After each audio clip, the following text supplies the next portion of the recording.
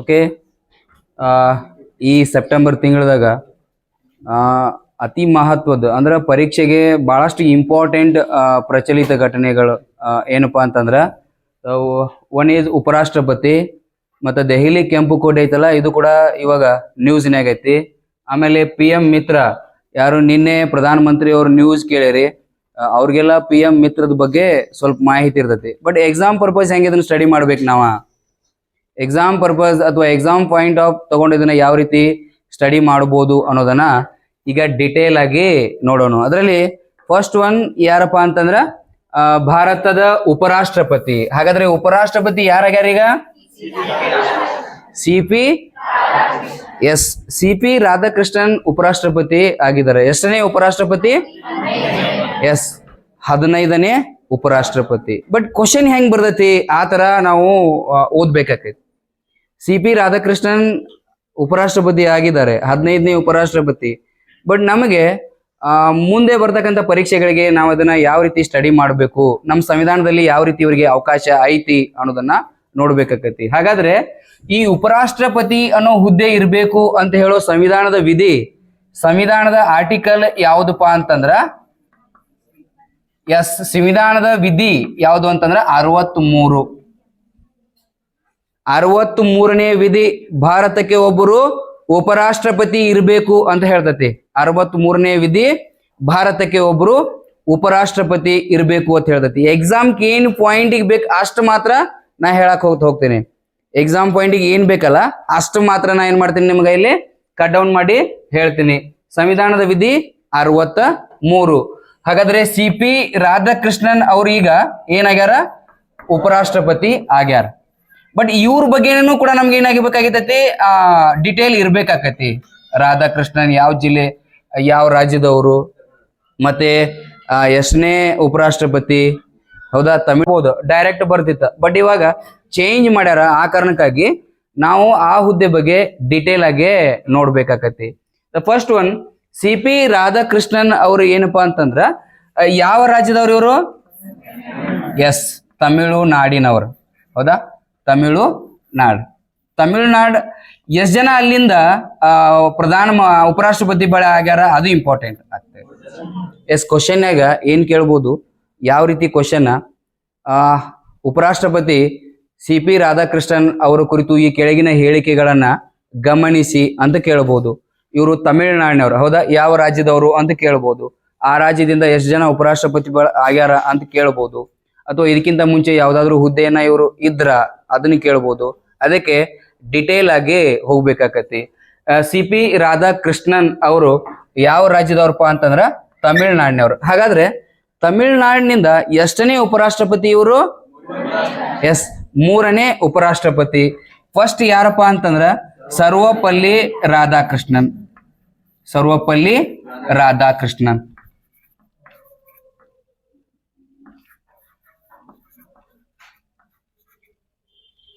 ಎರಡನೇದವ್ರು ಯಾರಪ್ಪ ಅಂತಂದ್ರ R ವೆಂಕಟರಾವ್ ಅಂತೇಳಿ, R ವೆಂಕಟರಾಮನ್.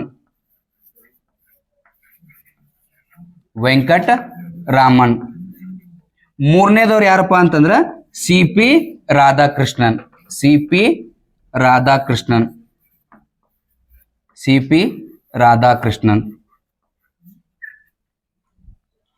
ತಮಿಳುನಾಡಿನಿಂದ ಒಟ್ಟಾರೆಯಾಗಿ 3 ಜನ ಉಪರಾಷ್ಟ್ರಪತಿಗಳು. ಒಬ್ರು ಸರ್ವಪಲ್ಲಿ ರಾಧಾಕೃಷ್ಣನ್ 1962ರವರೆಗೆ, R ವೆಂಕಟರಾಮನ್, CP ರಾಧಾಕೃಷ್ಣನ್. ಇವ್ರಿಬ್ಬರದು ವಿಶೇಷತೆ ಏನಂತಂದ್ರ ಈ ಸರ್ವಪಲ್ಲಿ ರಾಧಾಕೃಷ್ಣನ್ ಅವರು ಭಾರತದ ಮೊದಲ ಉಪರಾಷ್ಟ್ರಪತಿ, ಎರಡನೆಯ ರಾಷ್ಟ್ರಪತಿ. ಇವರು ಭಾರತದ ಮೊದಲ ಉಪರಾಷ್ಟ್ರಪತಿ ಮತ್ತೆ ಎರಡನೆಯ ರಾಷ್ಟ್ರಪತಿ. ಉಪರಾಷ್ಟ್ರಪತಿ ಹುದ್ದೆ ಮತ್ತೆ ರಾಷ್ಟ್ರಪತಿ ಹುದ್ದೆನೂ ಕೂಡ ಮಾಡಿದ್ದಾರೆ. ಅದೇ ರೀತಿ R ವೆಂಕಟರಾಮನ್ ಇವರು ಕೂಡ ಉಪರಾಷ್ಟ್ರಪತಿ ಆಗಿದ್ರು. ಅದಾದ ನಂತರ ರಾಷ್ಟ್ರಪತಿಯಾಗಿ ಕೂಡ ಆಯ್ಕೆ ಆಗ್ಯಾರ. ಮುಂದೆ ನೋಡ್ಬೇಕು, ಇವರು ಕೂಡ ಇವಾಗ ಉಪರಾಷ್ಟ್ರಪತಿ ಆಗ್ಯಾರ, ರಾಷ್ಟ್ರಪತಿ ಅವಕಾಶನೂ ಸಿಗಬಹುದು.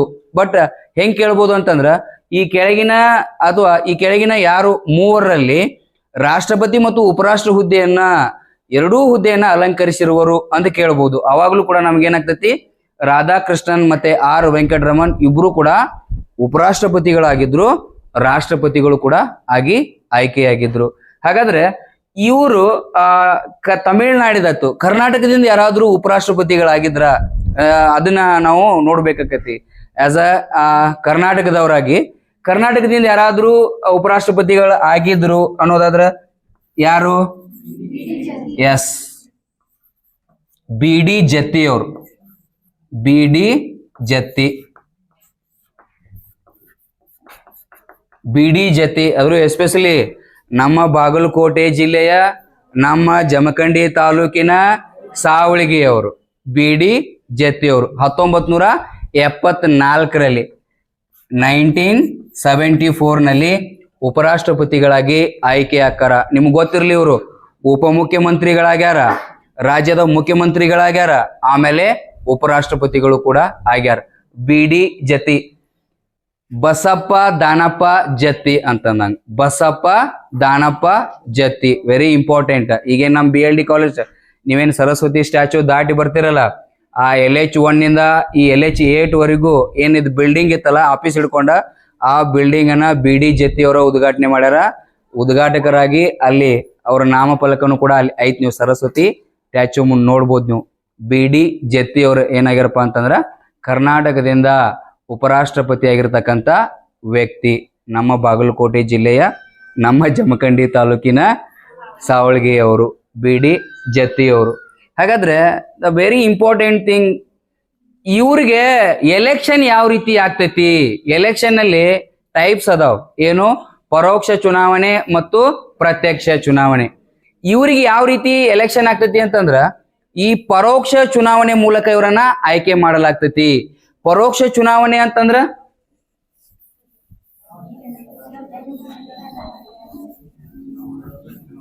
ಎಸ್, ಪರೋಕ್ಷ ಚುನಾವಣೆ ಅಂತಂದ್ರ ನಮ್ಮಿಂದ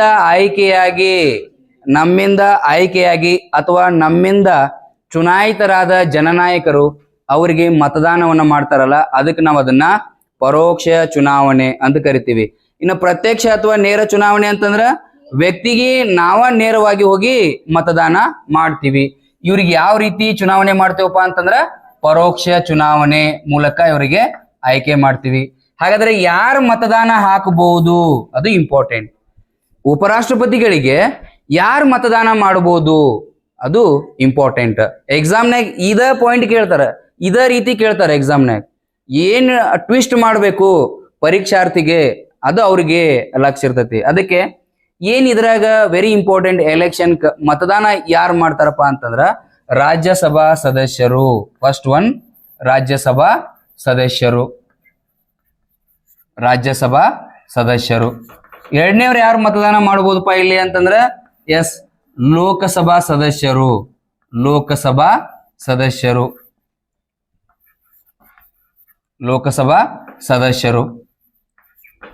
ರಾಜ್ಯಸಭಾ ಸದಸ್ಯರು ಮತ್ತೆ ಲೋಕಸಭಾ ಸದಸ್ಯರು ಇವರಿಗೆ ಮತದಾನ ಮಾಡ್ತಾರ. ಲೋಕಸಭಾ ಸದಸ್ಯರು ಮತ್ತೆ ರಾಜ್ಯಸಭಾ ಸದಸ್ಯರು. ಇಲ್ಲಿ ಇನ್ನೊಂದು ವೆರಿ ಇಂಪಾರ್ಟೆಂಟ್, ಯಾರು ಉಪರಾಷ್ಟ್ರಪತಿ ಆಗಿರ್ತಾರಲ್ಲ ಅವರ ರಾಜ್ಯಸಭಾ ಅಥವಾ ರಾಜ್ಯಸಭೆಯ ಅಧ್ಯಕ್ಷರಾಗಿ ಕಾರ್ಯನಿರ್ವಹಿಸ್ತಾರ. ಇತ್ತೀಚೆಗೆ ನ್ಯೂಸ್ ಪೇಪರ್ನಾಗ ಬಂದಿತ್ತು ನೋಡ್ರಿ. ಏನ್ ನ್ಯೂಸ್ ಪೇಪರ್ನಾಗ ಬಂದಿತ್ತಪ್ಪ ಅಂತಂದ್ರ CP ರಾಧಾಕೃಷ್ಣನ್ ಅವರು ರಾಜ್ಯಸಭೆಯ ಅಧ್ಯಕ್ಷತೆಯನ್ನ ವಹಿಸಿಕೊಂಡರು ರಾಷ್ಟ್ರಪತಿಗಳಿಂದ ಅಂತ ಹೇಳಿ ಒಂದು ನ್ಯೂಸ್ ಓದಿರ್ತೀರಿ, ಹೌದಾ? ಈ ತರದೆಲ್ಲ ನ್ಯೂಸ್ ಪೇಪರ್ಗಳನ್ನ ಓದಿ ನೀವು ಅದನ್ನ ನೋಟ್ ಮಾಡಿ ಇಟ್ಕೊಳ್ತಕ್ಕಂಥ ಸ್ಕಿಲ್ಗಳನ್ನ ಬೆಳೆಸ್ಕೋಬೇಕು. ನ್ಯೂಸ್ ಪೇಪರ್ ಅನ್ನ ಓದ್ಬೇಕು, ಅದರಲ್ಲಿ ಇಂಪಾರ್ಟೆಂಟ್ ಇರ್ತಕ್ಕಂಥದ್ದನ್ನ ಏನ್ ಮಾಡ್ಬೇಕು, ಬರೆದು ತೆಗಿಬೇಕು. ಅಥವಾ ಬರೆಯೋದು ಭಾಳ ಐತಿ ಅದ್ರಾಗ ಅಂತಂದ್ರ ಅದನ್ನ ಕಟ್ ಮಾಡಿ ನಿಮ್ಮ ಬುಕ್ಕಗಳಿಗೆ ಅದನ್ನ ಪೇಸ್ಟ್ ಮಾಡಬೇಕು. ಅವೇ ನಿಮಗೆ ಒಂಥರ ಮ್ಯಾಗ್ಝಿನ್ ತರ ವರ್ಕ್ ಮಾಡ್ತಾವ. ಸೆಲ್ಫ್ ಮ್ಯಾಗ್ಝಿನ್ ಅಥವಾ ಇನ್ನೊಂದು ಮ್ಯಾಗ್ಝಿನ್ಕಿಂತನೂ ನಾ ರೆಡಿ ಮಾಡಿದ ಮ್ಯಾಗ್ಝಿನ್ ಮೇಲೆ ನನಗೆ ಭಾಳ ಪ್ರೀತಿ ಇರ್ತೈತಿ, ಕಾಳಜಿ ಇರ್ತೈತಿ, ಇಂಟ್ರೆಸ್ಟ್ ಇರ್ತೈತಿ, ಓದಾಕ ಮನಸ್ಸು ಬರ್ತೈತಿ. ಅದಕ್ಕೆ ಈ ತರ ಸೆಲ್ಫ್ ಮೇಡ್ ಕರೆಂಟ್ ಅಫೇರ್ಸ್ ಅನ್ನ ನೀವು ಮಾಡ್ಕೋಬೇಕಾಕತಿ. ಹಾಗಾದ್ರೆ ರಾಜ್ಯಸಭೆಗೆ ಅಧ್ಯಕ್ಷರಾಗಿ ಚೇರ್ಮನ್ರಾಗಿ ಅವರ ಕೆಲಸ ನಿರ್ವಹಿಸ್ತಾರೆ. ನಿಮ್ಗೆ ಗೊತ್ತಿರ್ಲಿ, ರಾಜ್ಯಸಭಾ ಚೇರ್ಮನ್ರು ಅಧ್ಯಕ್ಷರು ಯಾರು ಇರ್ತಾರಪ್ಪ ಅಂತಂದ್ರ ಉಪರಾಷ್ಟ್ರಪತಿಗಳ ಇರ್ತಾರ. ಅಧ್ಯಕ್ಷರು ಯಾರು ಇರ್ತಾರಪ್ಪ ಅಂತಂದ್ರ ಉಪರಾಷ್ಟ್ರಪತಿಗಳ ಏನಾಗಿರ್ತಾರಪ್ಪ ಅಂತಂದ್ರ ಅಧ್ಯಕ್ಷರಾಗಿರ್ತಾರ. ಹಾಗಾದ್ರೆ ಈ ರಾಷ್ಟ್ರಪತಿಗಳ ಅಧ್ಯಕ್ಷ ಸ್ಥಾನ ಅಂತ ಬಂದಾಗ ನೆಕ್ಸ್ಟ್ ಇವ್ರಿಗೆ ವೆರಿ ಇಂಪಾರ್ಟೆಂಟ್ ಥಿಂಗ್, ಒಂದ್ ಸರ್ಟನ್ ಏನಿರ್ತೈತಿ ನಿಯಮಗಳಿರ್ತಾವ, ಇವ್ರಿಗೆ ಆಯ್ಕೆ ಮಾಡ್ಕೋಬೇಕಾದ್ರ ನಿಯಮಗಳಿರ್ತಾವ. ಬಟ್ ಎಲ್ಲಾ ನಿಯಮಗಳೇನ್ ಬೇಕಾಗಿಲ್ಲ. ಹೈಯೆಸ್ಟ್ ಎಕ್ಸಾಮ್ದಾಗ ಕೇಳಿರ್ತಕ್ಕಂಥದ್ದು ಏನಪ್ಪಾ ಅಂತಂದ್ರ, ಸಾಮಾನ್ಯವಾಗಿ ಉಪರಾಷ್ಟ್ರಪತಿ ಆಗಬೇಕು ಅಂತಂದ್ರ ಅವ್ರಿಗೆ ಕನಿಷ್ಠ ವಯಸ್ಸು ಅಂತಿರ್ತೈತಿ, ಕನಿಷ್ಠ ವಯಸ್ಸು ಅಂತಿರ್ತೈತಿ. ಇದು ಬಹಳ ಸಲ ಕೇಳ್ತಾರ, ಮತ್ತೆ ಕನ್ಫ್ಯೂಸ್ ಕೂಡ ಹಾಕಿರ್ತೀವಿ. ಯಾಕಂತಂದ್ರ ರಾಷ್ಟ್ರಪತಿ ವಯಸ್ಸ, ಉಪರಾಷ್ಟ್ರಪತಿ ವಯಸ್ಸ, ಮುಖ್ಯ ನ್ಯಾಯಮೂರ್ತಿ ಆಗ್ಬೇಕಾದ್ರ, MLA ಆಗ್ಬೇಕಾದ್ರ, MP ಆಗ್ಬೇಕಾದ್ರ ನೀವೆಲ್ಲ ಅವುಗಳನ್ನ ಏನ್ ಮಾಡ್ಬೇಕು, ಒಂದ್ ಕಡೆ ಅವುಗಳ ಲಿಸ್ಟ್ ಬರ್ಕೋಬೇಕು, ಒಂದ್ ಕಡೆ ಅವ್ರ ವಯಸ್ಸು ಬರ್ಕೋಬೇಕು. ಹಾಗಾದ್ರೆ ಉಪರಾಷ್ಟ್ರಪತಿ ಆಗ್ಬೇಕಾದ್ರ ಕನಿಷ್ಠ ವಯಸ್ಸು ಎಷ್ಟಾಗಿರ್ಬೇಕಪ್ಪ ಅಂತಂದ್ರ ಅವರಿಗೆ 35 ಆಗಿರ್ಬೇಕು. 35 ಮೀರಿರ್ಬೇಕು ಅಂತಿರ್ತೈತಿ. 35 ಅಂದ್ರೆ ಉಪರಾಷ್ಟ್ರಪತಿ ಹುದ್ದೆಯನ್ನ ಅಲಂಕರಿಸುವ ಸಂದರ್ಭದಲ್ಲಿ ಅಥವಾ ಚುನಾವಣೆಗೆ ನಾಮನಿರ್ದೇಶನ ಮಾಡುವ ಸಂದರ್ಭದಲ್ಲಿ ಅವ್ರಿಗೆ ಎಷ್ಟು ವಯಸ್ಸಾಗಿರ್ಬೇಕು ಅಥವಾ ಮೀರಿರ್ಬೇಕು ಅಂತಂದ್ರ 30 ದಾಟಿರ್ಬೇಕು. 30 ಅಥವಾ 30 ಮೀರಿರ್ಬೇಕು. ಇಲ್ಲಿ ಇನ್ನೊಂದು ವಿಚಾರ ಏನ್ ಬರ್ತೈತಿ ಅಂತಂದ್ರ, ಜಸ್ಟ್ ಇಲ್ಲಿ ನಿಮ್ಗ ಇದು ಒಂದೇ ಇಂಪಾರ್ಟೆಂಟ್. ಮತ್ತ ಅವ್ರಿಗೆ ಏನಾಗಿರ್ಬೇಕು, ಭಾರತದ ಪ್ರಜೆ ಆಗಿರ್ಬೇಕು, ರಾಜ್ಯಸಭಾ ಲೋಕಸಭಾ ಸದಸ್ಯರ ಆಗೋ ಅರ್ಹತೆಯನ್ನ ಹೊಂದಿರಬೇಕು ಅಂತಿರ್ತೈತಿ. ಕಾಮನ್ ಫ್ಯಾಕ್ಟರ್ಸ್ ಅವೆಲ್ಲ. ಬಟ್ ನಮಗ್ ಕನ್ಫ್ಯೂಸ್ ಆಗುದು ಏನಂತಂದ್ರ ಏಜ್. ಬಹಳ ಜನ ಇರ್ತಾರ ಅಲ್ಲಿ, ರಾಷ್ಟ್ರಪತಿ ಇರ್ತಾರ, ಸುಪ್ರೀಂ ಕೋರ್ಟಿನ ನ್ಯಾಯಮೂರ್ತಿ ಇರ್ತಾರ, MP ಗಳಿರ್ತಾರ, ಪ್ರಧಾನ ಮಂತ್ರಿ ಇರ್ತಾರ. ಅದಕ್ಕೆ ನೀವೇನ್ ಮಾಡ್ಬೇಕು, ಏಜ್ ಅನ್ನ ಕ್ಲಿಯರ್ ಆಗಿ ತಿಳ್ಕೋಬೇಕು. ಅವ್ರಿಗೆ ಕನಿಷ್ಠ ವಯಸ್ಸು ಎಷ್ಟಿರ್ಬೇಕಪ್ಪ ಅಂತಂದ್ರ 35 ಆಗಿರ್ಬೇಕು. ಅಂಡ್ ನಮಗ ಸ್ಪರ್ಧಾತ್ಮಕ ಪರೀಕ್ಷಾ ದೃಷ್ಟಿಯಿಂದ ಇನ್ನು ಇಂಪಾರ್ಟೆಂಟ್ ಏನಪ್ಪಾ ಅಂತಂದ್ರ, ಇದಕ್ಕಿಂತ ಮುಂಚೆ ರಾಷ್ಟ್ರಪತಿ ಯಾರಿದ್ರು? ಜಗದೀಪ್ ಧನ್ಕರ್ ಇದ್ರು, ಹೌದಾ? ಇದಕ್ಕಿಂತ ಮುಂಚೆ ಯಾರಿದ್ರಪ್ಪ ಅಂತಂದ್ರ ಜಗದೀಪ್ ಧನ್ಕರ್, ಹೌದಾ? ಜಗದೀಪ್ ಧನ್ಕರ್. ಇವಾಗ CP ರಾಧಾಕೃಷ್ಣನ್. ಓದುವ ಮೆಥಡ್ ನೋಡ್ರಿ, ನೀವು ನ್ಯೂಸ್ ಪೇಪರ್ ಓದೋದ್ರಿಂದ ಎಷ್ಟು ನಾಲೆಜ್ ಬರ್ತೈತಿ. ಜಗದೀಪ್ ಧನ್ಕರ್ ಅವರು ರಿಸೈನ್ ಮಾಡಿದ್ರು, ರಾಜೀನಾಮೆ ಕೊಟ್ಟಿದ್ರು. ಹಾಗಾದ್ರೆ ಯಾರಿಗೆ ರಾಜೀನಾಮೆ ಕೊಟ್ಟಿದ್ರು ಅವರು? ಅದು ಇಂಪಾರ್ಟೆಂಟ್.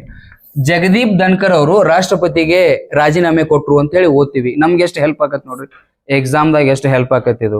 ನಮಗೆ ಇಲ್ಲಿ ಏನ್ ತಿಳಿಬೇಕು, ಉಪರಾಷ್ಟ್ರಪತಿಯವರು ತಮ್ಮ ಹುದ್ದೆಯನ್ನ ನಿರಾಕರಿಸಿದಾಗ ಅಥವಾ ಅವ್ರಿಗೆ ಉದ್ಯೋಗ ಮಾಡ್ಲಿಕ್ಕೆ ಇಷ್ಟ ಇಲ್ಲದೆ ಇದ್ದಾಗ ಯಾರಿಗೆ ರಾಜೀನಾಮೆ ಕೊಡ್ಬೋದಪ್ಪ ಅಂತಂದ್ರೆ ಅವರು ರಾಷ್ಟ್ರಪತಿಗೆ ರಾಜೀನಾಮೆ ಕೊಡ್ಬೋದು. ರಾಜೀನಾಮೆ ವೆರಿ ಇಂಪಾರ್ಟೆಂಟ್. ರಾಜೀನಾಮೆ ಯಾರಿಗೆ ಕೊಡ್ಬೋದಪ್ಪ ಅಂತಂದ್ರ ರಾಷ್ಟ್ರಪತಿಗೆ. ರಾಷ್ಟ್ರಪತಿಗೆ ರಾಜೀನಾಮೆ ಕೊಡ್ತಾರ. ಮತ್ತೆ ಇನ್ನೊಂದು ಓದಿರ್ತೀರಿ ನೀವು ನ್ಯೂಸ್ನ್ಯಾಗ, ಏನು, ಇತ್ತೀಚೆಗೆ ದ್ರೌಪದಿ ಮುರ್ಮು, ರಾಷ್ಟ್ರಪತಿ ಆಗಿರ್ತಕ್ಕಂಥ ದ್ರೌಪದಿ ಮುರ್ಮು ಅವರು ಯಾರಿಗೆ, CP ರಾಧಾಕೃಷ್ಣನ್ ಅವರಿಗೆ ಪ್ರಮಾಣ ವಚನವನ್ನ ಬೋಧಿಸ್ತಾರ. ಹಾಗಾದ್ರೆ ಇವ್ರಿಗೆ ಪ್ರಮಾಣ ವಚನ ಯಾರಿಗೆ ಬೋಧಿಸ್ತಾರ, ಯಾರು ಬೋಧನೆ ಮಾಡ್ತಾರ ಇವ್ರಿಗೆ ಅಂತಂದ್ರ ಪ್ರಮಾಣ ವಚನ, ಹೌದಾ? ಯಾರು ಬೋಧನೆ ಮಾಡ್ತಾರಪ್ಪ ಅಂತಂದ್ರ ಅದು ಕೂಡ ರಾಷ್ಟ್ರಪತಿನ ಆಗಿರ್ತತಿ. ಓದುವಾಗ ಈ ತರದ ಟ್ರಿಕ್ಸ್ ಗಳನ್ನ ಬರ್ದಿಟ್ಕೋಬೇಕು. ಓದುವಾಗ ಈ ತರ ಟ್ರಿಕ್ಸ್ ನೀವು ನ್ಯೂಸ್ ಪೇಪರ್ನಾಗ ಫೋಟೋಸ್ ಅದು ಬಂದಿರ್ತಾವ, ನೋಡ್ತಿರ್ತೀರಿ. ಒಂದ್ ಮೈಕ್ ಮುಂದೆ ರಾಷ್ಟ್ರಪತಿ ಇರ್ತಾರ, ಒಂದ್ ಮೈಕ್ ಮುಂದೆ ಉಪರಾಷ್ಟ್ರಪತಿ ಇರ್ತಾರ, ಅವರಿಗೆ ಪ್ರಮಾಣ ವಚನವನ್ನ ಬೋಧಿಸ್ತಿರ್ತಾರ. ಕ್ವಶನ್ ಇವ ಆಗ್ತಿರ್ತಾವ. ಡೈರೆಕ್ಟ್ ಹಿಟ್ ಬರದೆ ಹೋದ್ರು ಕೂಡ ಸ್ಟೇಟ್ಮೆಂಟ್ ರೂಪದಲ್ಲಿ ಬಂದ್ರು ನಾವು ಬರೀಲಿಕ್ಕೆ ಎಲಿಜಿಬಲ್ ಇರ್ಬೇಕು. ನಾವು ಆ ತರ ರೆಡಿ ಆಗ್ಬೇಕು. ಅದಕ್ಕೆ ಹೆಂಗ್ ಓದ್ಬೇಕು, ಸ್ಕಿಲ್ ಗಳನ್ನ ಬೆಳೆಸ್ಕೋಬೇಕು ಅಂತಂದ್ರ ಈ ಪೋಸ್ಟರ್ ನೋಡೋದ್ರ ಮೂಲಕನೋ ಅಥವಾ ಪತ್ರಿಕೆ ಓದ್ರ ಮೂಲಕನೋ, ಕೆಲವೊಬ್ರು ನಿಮ್ಗೆ ಹೇಳ್ತೀನಲ್ಲ, ಬರೀ ನ್ಯೂಸ್ ಪೇಪರ್ ಓದಿ ನೌಕರಿ ಪಡ್ಕೊಂಡವ್ರು ಅದಾರ, ಕೆಲಸ ಮಾಡ್ತಿರ್ತಾರಲ್ಲ, ಪಾರ್ಟ್ ಟೈಮ್ ಕೆಲಸ ಮಾಡ್ತಿರ್ತಾರಲ್ಲ, ಅಥವಾ ಸರ್ಕಾರಿ ಕೆಲಸ ಮಾಡ್ತಿರ್ತಾರಲ್ಲ, ಅಂಥವ್ರಿಗೆ ಬ್ಯಾಕ್ ಬೋನ್ ಆಗಿ ನಿಂದಿರೋದು ಯಾವ್ದಪ್ಪ ಅಂತಂದ್ರೆ ನ್ಯೂಸ್ ಪೇಪರ್ಸ್, ದಿನಪತ್ರಿಕೆಗಳು. ಯಾರು ಪ್ರತಿದಿನ ಅದನ್ನ ಹವ್ಯಾಸ ಮಾಡ್ಕೋತೀರಿ ಅವರು ನಿಮಗೆ ಸಾಮಾನ್ಯ ಜ್ಞಾನ ಅಥವಾ ಒಂದು ಯಾವ್ದಾದ್ರೂ ಪರೀಕ್ಷೆ ಬರೀಲಿಕ್ಕೆ ಎಲಿಜಿಬಿಲಿಟಿ ಅಥವಾ ಸಾಮರ್ಥ್ಯ ಅನ್ನೋದು ತಾನ ಬೆಳೀತಾ ಹೋಗ್ತತಿ. ಹನಿ ಹನಿ ಸೇರಿದ್ರ ಹಳ್ಳ. ಅದಕ್ಕೆ ನೀವು ಪ್ರತಿನಿತ್ಯ ಬರ್ತಿರ್ತಕ್ಕಂಥ ನ್ಯೂಸ್ ಗಳನ್ನ, ಇಂಪಾರ್ಟೆಂಟ್ ಪಾಯಿಂಟ್ಸ್ ಗಳನ್ನ ನಿಮ್ ಬುಕ್ಕಾದಾಗ ಬರಿತಾ ಹೋದ್ರ ಮುಂದೊಂದು ದಿನ ನಿಮ್ ಡಿಗ್ರಿ ಮುಗಿಯೋ ಸಂದರ್ಭದಲ್ಲಿ ಕೋಚಿಂಗ್ ಹೋಗೋದು ತಪ್ಪಬಹುದು, ಅಥವಾ ಅಪ್ಪನ ದುಡ್ಡು ಉಳಿಸ್ಬೋದು, ಅಥವಾ ಕಡಿಮೆ ಖರ್ಚಿನಾಗ ಕೋಚಿಂಗ್ ಮಾಡ್ಲಾರ್ದನು ಪರೀಕ್ಷೆಗಳನ್ನ ಪಾಸ್ ಮಾಡೋರ್ದಾರ.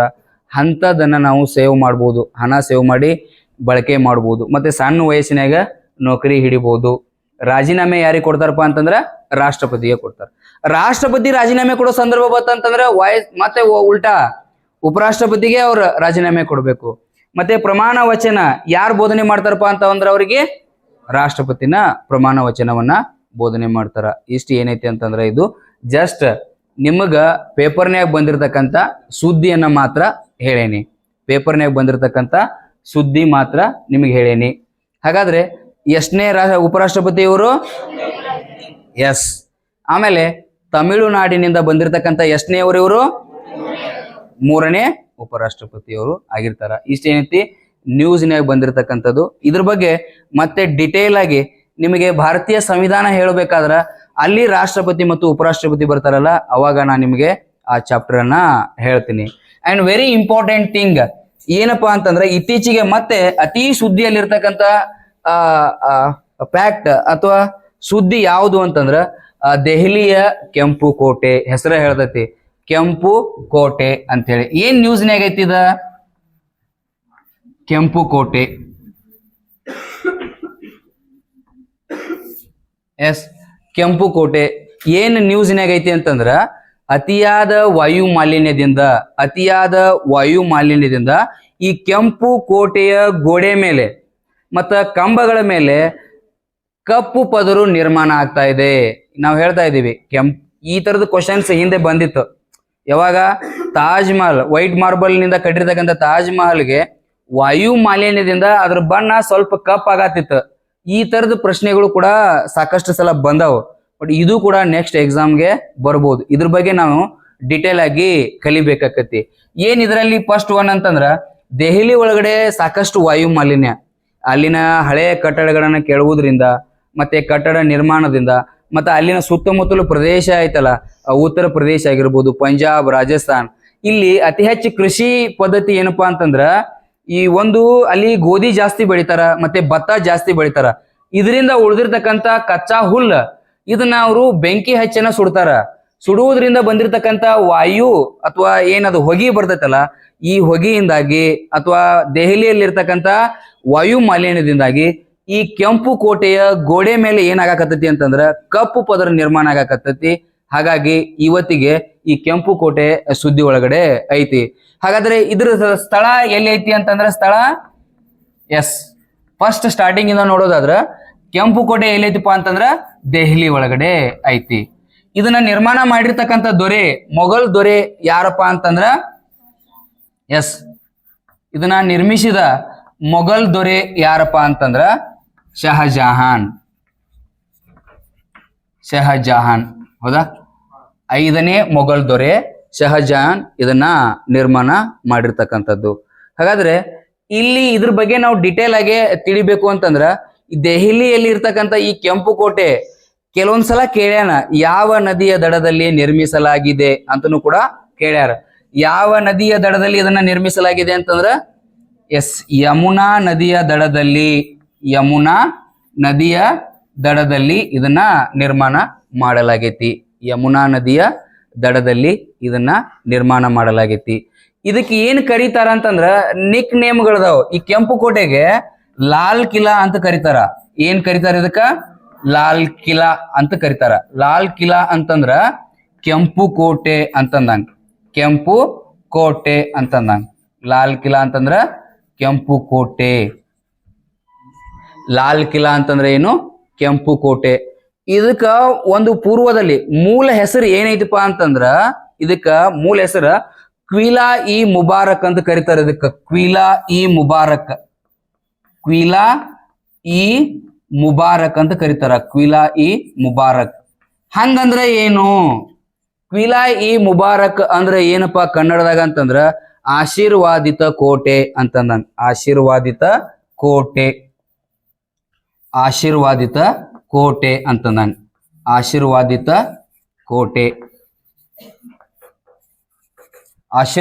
ಕೋಟೆ ಕ್ವಿಲಾ ಇ ಮುಬಾರಕ್. ಕ್ವಶನ್ ಆಗ ಈ ತರಾನು ಕೇಳಬಹುದು. ಕೆಂಪು ಕೋಟೆಯ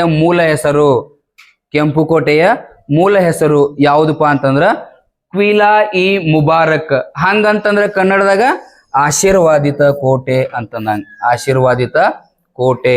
ಹಾಗಾದ್ರೆ ಇದನ್ನ ನಿರ್ಮಿಸಿದ ವ್ಯಕ್ತಿ ಶಹಜಹಾನ್. ಇದನ್ನ ಡಿಸೈನ್ ಮಾಡಿರ್ತಕ್ಕಂಥವ್ರು ಯಾರು? ಶಿಲ್ಪಿಗಳು ಅದು ಕೂಡ ಇಂಪಾರ್ಟೆಂಟ್ ಆಗ್ತೈತಿ. ಇದನ್ನ ಡಿಸೈನ್ ಮಾಡಿರ್ತಕ್ಕಂಥ ಶಿಲ್ಪಿಗಳು ಯಾರು ಅಂತ. ಈ ತರನು ಕೂಡ ಕ್ವಶನ್ ಕೇಳ್ತಾರ. ಕೆಂಪು ಕೋಟೆ ಇತ್ತೀಚೆಗೆ ಸುದ್ದಿ ಒಳಗೈತಿ, ಹೌದಾ? ವಾಯು ಮಾಲಿನ್ಯದಿಂದಾಗಿ ಅದರ ಬಣ್ಣ ಕಪ್ಪಕ್ಕೆ ತಿರುಗಾತೈತಿ ಇತ್ತೀಚೆಗೆ ಅಧ್ಯಯನದ ಪ್ರಕಾರ. ಹಾಗಾದ್ರೆ ಇದನ್ನ ಡಿಸೈನ್ ಮಾಡಿರ್ತಕ್ಕಂಥವ್ರು ಯಾರಪ್ಪ? ಶಿಲ್ಪಿಗಳು. ಇದನ್ನ ಡಿಸೈನ್ ಮಾಡಿರ್ತಕ್ಕಂಥ ಶಿಲ್ಪಿಗಳು ಯಾರಪ್ಪ ಅಂತಂದ್ರೆ, first one Ustad Ahmad Lahauri. Ustad Ahmad Lahauri, very important, ಒಟ್ಟ ನೆನಪಿಟ್ಕೋಬೇಕು. ಡಿಸೈನ್ ಮಾಡಿರ್ತಕ್ಕಂಥವ್ರು ಯಾರು ಅಂತನೂ ಕೂಡ ಕೇಳ್ತಾರ, ಅಥವಾ ಶಿಲ್ಪಿಗಳು ಯಾರು ಅಂತನೂ ಕೂಡ ಕೇಳ್ತಾರ. ಅದರಲ್ಲಿ ಫಸ್ಟ್ ಒನ್ ಉಸ್ತಾದ್ ಅಹಮದ್ ಲಾಹೌರಿ. ಇನ್ನೊಬ್ರು ಯಾರಪ್ಪ ಅಂತಂದ್ರೆ ಉಸ್ತಾದ್ ಹಮೀದ್.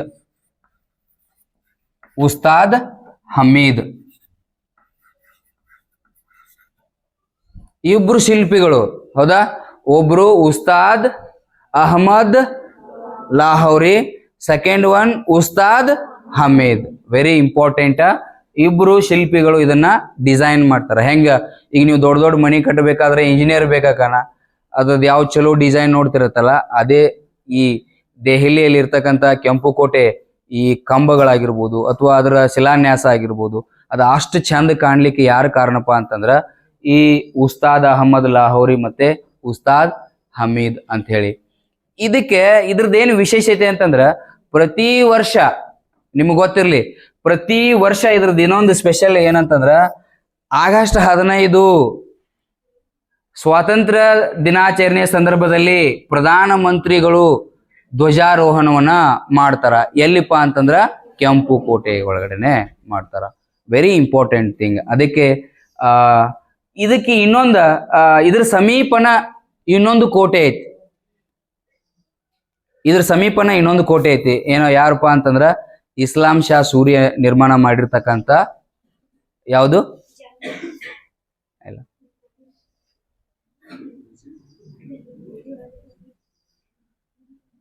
ಅದನ್ನ ನೋಡ್ಕೊಂಡ್ ಬರ್ತೀರಿ ನಾಳೆ. ಇದ್ರ ಸಮೀಪನ ಅದನ್ನ ಸೇರಿ ಕೆಂಪು ಕೋಟೆ ಸಂಕೀರ್ಣ ಅಂತ ಕರಿತೀವಿ, ಅಥವಾ ರೆಡ್ ಫೋರ್ಟ್ ಕಾಂಪ್ಲೆಕ್ಸ್ ಅಂತ ಹೇಳಿ ಕರಿತೀವಿ. ಇಸ್ಲಾಂ ಶಾ ಸೂರಿ ನಿರ್ಮಾಣ ಮಾಡಿರ್ತಕ್ಕಂಥದ್ದು, ಹೌದಾ? ಅದನ್ನ ನೀವು ಕ್ವಶನ್ ಬರ್ಕೋರಿ ಅದನ್ನ. ಬಟ್ ಇಲ್ಲಿ ನಮಗೆ ವೆರಿ ಇಂಪಾರ್ಟೆಂಟ್, ದೆಹಲಿ ಕೋಟೆಗೆ ಅಥವಾ ಕೆಂಪು ಕೋಟೆಗೆ ಸಂಬಂಧಪಟ್ಟಂಗ ಇತ್ತೀಚೆಗೆ ಅತಿಯಾದ ವಾಯು ಮಾಲಿನ್ಯ, ಹೈ ಲೆವೆಲ್ ಏರ್ ಪೊಲ್ಯೂಷನ್ ದಿಂದಾಗಿ ಏನಾಗತ್ತೈತಿ ಅಂತಂದ್ರ ಕೆಂಪು ಕೋಟೆಯ ಗೋಡೆ ಮೇಲೆ, ಕಂಬದ ಮೇಲೆ ಕಪ್ಪು ಪದರ ನಿರ್ಮಾಣವಾಗುತ್ತಿದೆ, ಹೌದಾ? ಹಾಗಾದ್ರೆ ಇದನ್ನ ನಿರ್ಮಿಸಿದವರು ಶಹಜಹಾನ್. ಯಾವ ನದಿಯ ದಡದಲ್ಲಿ? ಯಮುನಾ ನದಿಯ ದಡದಲ್ಲಿ. ನಿರ್ಮಾಣ ಮಾಡಿರ್ತಕ್ಕಂಥ ಶಿಲ್ಪಿಗಳು ಯಾರಪ್ಪ ಅಂತಂದ್ರೆ, ಮತ್ತೆ second one, yes, very nice answer. ಇಷ್ಟು ನೀವು ಏನ್ ಮಾಡ್ಬೇಕು, ಇದ್ರ ಬಗ್ಗೆ ಡಿಟೇಲ್ ಆಗಿ ಇರ್ಬೇಕಾಕತಿ. ಅಂಡ್ ನೆಕ್ಸ್ಟ್ ಒನ್, ನಿನ್ನೆ ಯಾರು ಇವತ್ತಿನ ದಿನಪತ್ರಿಕೆಯನ್ನ ಯಾರು ನೋಡಿರಿ ಅಥವಾ ಯಾರು ಓದಿರಿ, ಅವರಿಗೆ ಈ PM ಮಿತ್ರ ಯೋಜನೆ ಅಥವಾ ಪಾರ್ಕ್ ಗಳನ್ನ ನಿರ್ಮಾಣ ಮಾಡಕತ್ತಾರ. ಯಾರಪ್ಪ ಅಂತಂದ್ರ ಈ ನರೇಂದ್ರ ಮೋದಿ ಅವರು ಜನ್ಮದಿನದ ಪ್ರಯುಕ್ತವಾಗಿ, ಎಷ್ಟನೇ ಜನ್ಮದಿನ ಅವ್ರದಿದ? 75ನೇ ಜನ್ಮ ದಿನಾಚರಣೆಯನ್ನ ಮಾಡ್ಕೊಳಕತ್ತಾರ. S, okay. ಈ ಸಂದರ್ಭದಲ್ಲಿ ಕೇಳ್ರಿ, ಒಂದು ಯೋಜನೆಯನ್ನ ಲಾಂಚ್ ಮಾಡ್ಯಾರ. ಅವ್ರು ಒಂದು ಯೋಜನೆಯನ್ನ ಲಾಂಚ್ ಮಾಡ್ಯಾರ. ನಿಮಗೆ ಎಕ್ಸಾಮ್ ಪಾಯಿಂಟ್ ಅಟ್ ಪ್ರೆಸೆಂಟ್ ಕೇಂದ್ರ ಸರ್ಕಾರದಾಗಿರ್ಬೋದು, ರಾಜ್ಯ ಸರ್ಕಾರದಾಗಿರ್ಬೋದು, ಯಾವ್ದಾದ್ರು ಯೋಜನೆಗಳಿದ್ವು ಅಂತಂದ್ರ ಆ ಯೋಜನೆಗಳನ್ನ ನೀಟಾಗಿ ಬರ್ಕೋಬೇಕು. ಮತ್ತೆ ಯೋಜನೆಯ ಫಲಾನುಭವಿಗಳು ಯಾರು, ಮತ್ತೆ ಇದಕ್ಕೆ ಅನುದಾನ ಬಿಡ್ತಕ್ಕಂಥವ್ರು ರಾಜ್ಯ ಸರ್ಕಾರ ಮತ್ತೆ ಕೇಂದ್ರ ಸರ್ಕಾರನ, ಅಥವಾ ಕೇಂದ್ರ ಸರ್ಕಾರ ರಾಜ್ಯ ಸರ್ಕಾರ ಎರಡೂ ಬಿಡ್ತಿದ್ರ ಕೇಂದ್ರ ಸರ್ಕಾರದ ಪಾಲ್ ಎಷ್ಟೈತಿ, ರಾಜ್ಯ ಸರ್ಕಾರದ ಪಾಲ್ ಎಷ್ಟೈತಿ, ಇದನ್ನ ನೀವು ನೋಡ್ಕೋಬೇಕಾಕತಿ. ಯಾರು ನೀವು ಎಕ್ಸಾಮ್ ಪಾಸ್ ಮಾಡ್ಲೇಬೇಕು, ಅಟ್ ಎನಿ ಕಾಸ್ಟ್ ನಾನು ಒಂದು ನೌಕರಿ ಪಡಲೇಬೇಕು ಅನ್ನೋರು ಯಾರಿದ್ದೀರಿ, ದಿನಪತ್ರಿಕೆಗಳನ್ನ ಓದ್ಬೇಕು. ಈ ತರ ನೋಟ್ ಮಾಡಿ ನೀವು ಇಟ್ಕೋಬೇಕು. And next one very important, ನಿನ್ನೆ ಲಾಂಚ್ ಮಾಡಿರ್ತಕ್ಕಂಥದ್ದು ಏನಪ್ಪಾ ಅಂತಂದ್ರ PM ಮಿತ್ರ ಪಾರ್ಕ್ ಅಂತ ಹೇಳಿ. PM Mitra park, PM Mitra park.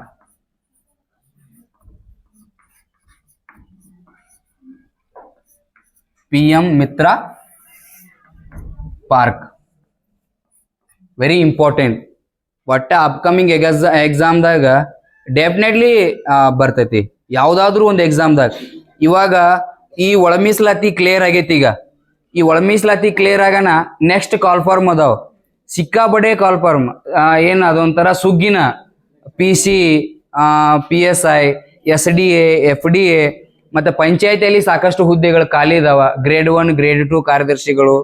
ಆಮೇಲೆ ಇನ್ನೂ 272 KS ಕಾಲ್ ಫಾರ್ಮ್ ಆಗುದಾವ್. ಮೇ ಬಿ ನಿಮ್ದು ಡಿಗ್ರಿ ಮುಗಿದ್ರೊಳಗಾಗಿ ಇದೊಂದು ಪ್ರೊಸೆಸ್ ಮುಗಿದೈತಿ, 384 ಪ್ರೊಸೆಸ್ ಮುಗಿತೈತಲ್ಲ, ಅವಾಗ ಮತ್ತೊಂದು ಕಾಲ್ ಫಾರ್ಮ್ ಆಗ್ಬೋದು KS. ಅದಕ್ಕೆ ಎವ್ರಿ ಡೇ ಅಟ್ಲೀಸ್ಟ್ ನೀವು ಕಾಲೇಜ್ ಮುಗಿಸೊಂದು ಹೋದ ಆದ್ಮೇಲೆ, ಮನೆಗೆ ಹೋದ ಆದ್ಮೇಲೆ ಒಂದ್ 2 ತಾಸ, ಕಾಲೇಜ್ಗೆ ಬರೋಕ್ಕಿಂತ ಮುಂಚೆ ಒಂದ್ 2 ತಾಸ, ಅಟ್ಲೀಸ್ಟ್ ನಿಮ್ಮ ಕಾಲೇಜ್ ಅವರ್ಸ್ ಸೇರಿಸಿ ಒಂದು 4 ತಾಸ ಆದ್ರೂ ನೀವು ಇವತ್ತಿನಿಂದ ಓದಕ್ ಟ್ರೈ ಮಾಡ್ರಿ ಅಂತಂದ್ರ ಯಾರಾದ್ರೂ ನಿಮ್ ಡಿಗ್ರಿ ಮುಗಿಯೋದ್ರ ಒಳಗಾಗಿ ನೀವು ಒಂದು ನೌಕರಿಯನ್ನ ಪಡ್ಕೋತೀರಿ. ಅದಕ್ಕೆ ನಾ ಗ್ಯಾರಂಟಿ ಕೊಡ್ತೀನಿ. ಬಟ್ ನೀವು ನಮ್ ಬೆನ್ ಹತ್ತಿ ಸ್ಟಡಿ ಮಾಡ್ಬೇಕು. ಹಾಗಾದ್ರೆ ಏನಿದೆ PM ಮಿತ್ರ ಪಾರ್ಕ್? ಬಹಳ ಸುದ್ದಿಯಲ್ಲಿರ್ತಕ್ಕಂಥದ್ದು.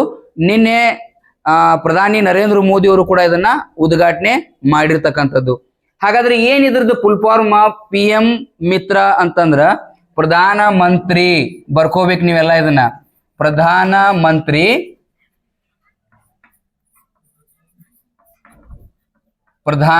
ಮಂತ್ರಿ mega integrated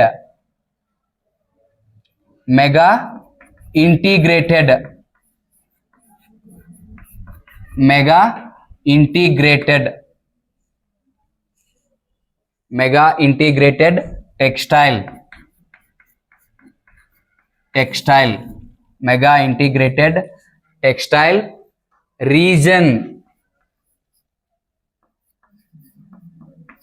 region apparel park. ಇದನ್ನ ಎಕ್ಸ್ಪ್ಯಾಂಡ್ ಮಾಡ್ರಿ ಅಂತನೂ ಕೇಳ್ಬೋದು. ಇದು PM ಮಿತ್ರ ಐತಲ್ಲ, ಇದನ್ನ ವಿಸ್ತರಿಸಿ ಬರೀರಿ ಅಂತನೂ ಕೂಡ ಕೇಳ್ತಾರ. ಈಗ ಪ್ಯಾನ್ ಆಗಿರ್ಬೋದು ಅಥವಾ ATM ಆಗಿರ್ಬೋದು, ಹಿಂಗೆ ಎಕ್ಸ್ಪ್ಯಾಂಡ್ ಮಾಡಿ ಕೇಳ್ರಿ ಅಂತಾರಲ್ಲ. ಈ PM ಮಿತ್ರ ಇದನ್ನ ಎಕ್ಸ್ಪ್ಯಾಂಡ್ ಮಾಡ್ರಿ, ಡೈರೆಕ್ಟ್ ಹಿಟ್ ಕ್ವಶನ್ ಬರ್ಬೋದು. ಅದಕ್ಕೆ ಎಕ್ಸ್ಪ್ಯಾಂಡ್ PM ಮಿತ್ರದ ಎಕ್ಸ್ಪ್ಯಾಂಡ್ ಏನಪ್ಪಾ ಅಂತಂದ್ರ ಪ್ರಧಾನ ಮಂತ್ರಿ integrated textile region apparel park ಅಂತ ಎಕ್ಸ್ಪ್ಯಾಂಡ್ ಅನ್ನ ನೀವು ಬರಿಬಹುದು. ಏನ್ ಒಟ್ಟ ಪ್ರಾಕ್ಟೀಸ್ ಮಾಡೋದು. Practice makes man perfect. ಇದು PM ಮಿತ್ರದ ಎಕ್ಸ್ಪ್ಯಾಂಡ್. ಹಾಗಾದ್ರೆ ಎದಕ್ಕೆ ಸಂಬಂಧಪಟ್ಟೈತಿದ? ಅದು ಇಂಪಾರ್ಟೆಂಟ್ ಆಗ್ತತಿ. PM ಮಿತ್ರ ಆಯ್ತಲ್ಲ, ಎದಕ್ಕೆ ಸಂಬಂಧಪಟ್ಟೈತಿ? ಯಾಕೆ ಇದನ್ನ ಈ ಯೋಜನೆಯನ್ನ ಕೇಂದ್ರ ಸರ್ಕಾರದವ್ರು ಜಾರಿ ಮಾಡಕತ್ತಾರ? ಅದು ಇಂಪಾರ್ಟೆಂಟ್. ಏನಪ್ಪಾ ಅಂತಂದ್ರ ಇದು ಜವಳಿ ಮತ್ತು ಸಿದ್ಧ ಉಡುಪುಗಳ ವಲಯಕ್ಕೆ ಉತ್ತೇಜನ ಕೊಡ್ಲಿಕ್ಕೆ. ಇದ್ರದ್ದು ಏನ್ ಟಾರ್ಗೆಟ್ ಅಥವಾ ಉದ್ದೇಶ ಏನಪ್ಪಾ ಅಂತಂದ್ರ ಜವಳಿ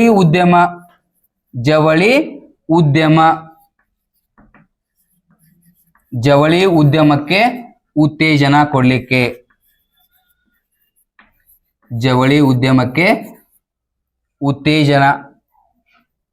ಏನ್ ಜವಳಿ ಉದ್ಯಮ ಅಂತಂದ್ರ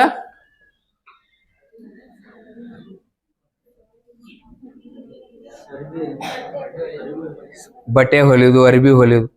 ನಿಮ್ಗೆ ಹೇಳ್ತೀನಿ, ನಾರು ಪದಾರ್ಥಗಳಿಂದ ಅಥವಾ ಹತ್ತಿಯಿಂದ ತಯಾರು ಮಾಡಿರ್ತಕ್ಕಂಥ ಬಟ್ಟೆ ಗಿರಣಿಗಳಿಗೆ ನಾವು ಜವಳಿ ಉದ್ಯಮ ಅಂತ ಕರಿತೀವಿ. ಹತ್ತೆಯಿಂದ ಆಗಿರ್ಬೋದು, ಸೆಣಬಿನಿಂದ ಆಗಿರ್ಬೋದು, ಏನು ಬಟ್ಟೆ ತಯಾರು ಮಾಡುವ ಅಥವಾ ಸಿದ್ಧ ಉಡುಪುಗಳನ್ನ ತಯಾರು ಮಾಡುವ ಉದ್ಯಮಕ್ಕೆ ನಾವು ಜವಳಿ ಉದ್ಯಮ ಅಂತ ಕರಿತೀವಿ. ಜವಳಿ ಉದ್ಯಮ ಯಾವ್ದಕ್ಕಂತ ಕರಿತೀವಿ? ಒಂದು ಹತ್ತೆಯಿಂದ, ಎರಡನೇದು ಸೆಣಬಿನಿಂದ ತಯಾರು ಮಾಡುವ ಬಟ್ಟೆ ಕೈಗಾರಿಕೆಗಳಿಗೆ, ಕಾರ್ಖಾನೆಗಳಿಗೆ, ಫ್ಯಾಕ್ಟರಿಗಳಿಗೆ ಜವಳಿ ಉದ್ಯಮ ಅಂತ ಕರಿತೀವಿ. ಬೇಸಿಕ್ ಥಿಂಗ್ಸ್ ಹಿಡ್ಕೊಂಡ ಕಲಿಯುವುದೆಲ್ಲ. ಜವಳಿ ಉದ್ಯಮ ಅಂದ್ರೆ ಏನು, ಅದ್ ಯಾಕ, ಎದಕ್ಕೆ ಸ್ಥಾಪನೆ ಮಾಡತ್ತಾರ, ಈ ಜವಳಿ ಉದ್ಯಮಕ್ಕ ಪ್ರೋತ್ಸಾಹ, ಬೆಂಬಲ ಅಥವಾ ಇದನ್ನ ಬೆಂಬಲ ಕೊಡೋದ್ರಿಂದ ಏನ್ ಇಂಪಾರ್ಟೆಂಟ್ ಐತಿ, ಅದು ಮಹತ್ವ. ಹೌದಾ? ಜವಳಿ ಉದ್ಯಮ ಅಥವಾ ಈ ಪಾರ್ಕ್ಗಳನ್ನ ನಿರ್ಮಾಣ ಮಾಡೋದ್ರಿಂದ ಡೈರೆಕ್ಟ್ ಅಂಡ್ ಇನ್ಡೈರೆಕ್ಟ್ ಉದ್ಯೋಗಗಳು ಸೃಷ್ಟಿ ಆಗ್ತಾವ. ನೇರವಾಗಿ ಮತ್ತು ಪರೋಕ್ಷವಾಗಿ ಉದ್ಯೋಗಗಳು ಸೃಷ್ಟಿ ಆಗ್ತಾವ. ನೇರವಾಗಿ ಉದ್ಯೋಗ ಸೃಷ್ಟಿ ಆಗುವುದು ಅಂತಂದ್ರ ಕಾರ್ಖಾನೆಯಲ್ಲಿ ಕೆಲಸ ಮಾಡ್ಲಿಕ್ಕೆ ಕಾರ್ಮಿಕರು ಬೇಕಾಕಾರ. ಕಾರ್ಖಾನೆಯಲ್ಲಿ ಕೆಲಸ ಮಾಡ್ಲಿಕ್ಕೆ ಕಾರ್ಮಿಕರು ಬೇಕಾಕಾರ ನೇರವಾಗಿ ಉದ್ಯೋಗ ಸೃಷ್ಟಿ ಆಗ್ತದೆ. ಇಂಡೈರೆಕ್ಟ್ ಆಗಿ ಪರೋಕ್ಷವಾಗಿ ಉದ್ಯೋಗ ಸೃಷ್ಟಿ ಆಗೋದಂತಂದ್ರ ಇದಕ್ಕೆ ಬೇಕಾದ ಕಚ್ಚಾ ಪದಾರ್ಥ, ಈ ಉದ್ಯಮಿಗಳಿಗೆ ಬೇಕಾದ ಅಥವಾ ಉದ್ಯಮಕ್ಕೆ ಬೇಕಾದ ಕಚ್ಚಾ ಪದಾರ್ಥಗಳನ್ನ ನಿರ್ಮಾಣ ಮಾಡ್ಲಿಕ್ಕೆ ಉತ್ಪಾದನೆ ಮಾಡ್ಲಿಕ್ಕೆ ರೈತಾಪಿ ವರ್ಗ ಬೇಕಾಕೈತಿ. ರೈತರ ಕೆಳಗಡೆ ಕೆಲಸ ಮಾಡಕ ಕೃಷಿ ಕಾರ್ಮಿಕರು ಬೇಕಾಕಾರ, ಅಥವಾ ರೈತರು ಬೆಳೆದಿರ್ತಕ್ಕಂಥ ಹತ್ತೆ ಸೆಣಬನ್ನ ಎಕ್ಸ್ಪೋರ್ಟ್ ಮಾಡಕ ಸಾರಿಗೆ ಸಂಸ್ಥೆಗಳಿಗೆ ಉದ್ಯೋಗ ಸಿಕ್ಕಂಗಾಕತಿ. ಇದಕ್ಕೆ ಡೈರೆಕ್ಟ್ ಅಂಡ್ ಇಂಡೈರೆಕ್ಟ್ ಉದ್ಯೋಗ ಸಿಕ್ಕಂಗಾಕತಿ. ಇದರಿಂದ ಏನು ಬೆನಿಫಿಟ್ ಐತಿ ದೇಶಕ್ಕಪ್ಪ ಅಂತಂದ್ರ ಆರ್ಥಿಕ ಮಟ್ಟ ಹೆಚ್ಚಾಕತಿ, GDP ಲೆವೆಲ್ ಹೆಚ್ಚಾಕತಿ. ಇದ್ರ ಜೊತೆಗೆ ಖಾಸಗಿ ವಲಯ ಮತ್ತೆ ವಿದೇಶಿ ಸಂಸ್ಥೆಗಳು ಇಲ್ಲಿ ಏನ್ ಮಾಡ್ಬೋದು, ಹೂಡಿಕೆಯನ್ನ ಮಾಡಬಹುದು. ಅದಕ್ಕೆ ಇದು ವೆರಿ ಇಂಪಾರ್ಟೆಂಟ್ ಥಿಂಗ್ ಆಗ್ತೈತಿ. ಜವಳಿ ಉದ್ಯಮವನ್ನ ಬೆಳೆಸುವುದು ಬರೀ ಕಾರ್ಖಾನೆ ಉತ್ತೇಜನ ಕೊಟ್ಟಂಗಾಗಂಗಿಲ್ಲ, ಡೈರೆಕ್ಟ್ ಅಂಡ್ ಇಂಡೈರೆಕ್ಟ್ ನೇರ ಮತ್ತು ಪರೋಕ್ಷವಾಗಿ ಉದ್ಯೋಗಗಳು ಸೃಷ್ಟಿ ಆಗ್ತಾವ. ಉದ್ಯೋಗಗಳು ಸೃಷ್ಟಿ ಆಗೋದ್ರಿಂದ ಆರ್ಥಿಕ ಮಟ್ಟ ಹೆಚ್ಚಾಗ್ತೈತಿ. ಹಾಗಾದ್ರೆ ಜವಳಿ ಉದ್ಯಮ ಭಾರತದಲ್ಲಿ ಮೊದಲ ಜವಳಿ ಉದ್ಯಮವನ್ನ ಎಲ್ಲಿ ಉದ್ಘಾಟನೆ ಮಾಡಲಾಯಿತು ಅಂತ ಕೇಳ್ತಾರ.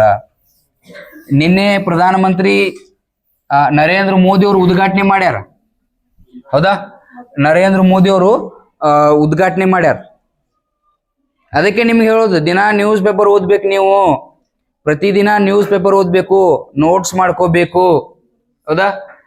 ಎಲ್ಲಿ ಭಾರತದ ಮೊದಲ ಜವಳಿ ಪಾರ್ಕ್ ಅಥವಾ ಭಾರತದ ಮೊದಲ PM ಮಿತ್ರ ಪಾರ್ಕ್ ಎಲ್ಲಿ ಅಂತಂದ್ರ ಧಾರ್ ಜಿಲ್ಲೆಯ ಬಾನ್ಸೋಲ್ ಗ್ರಾಮ.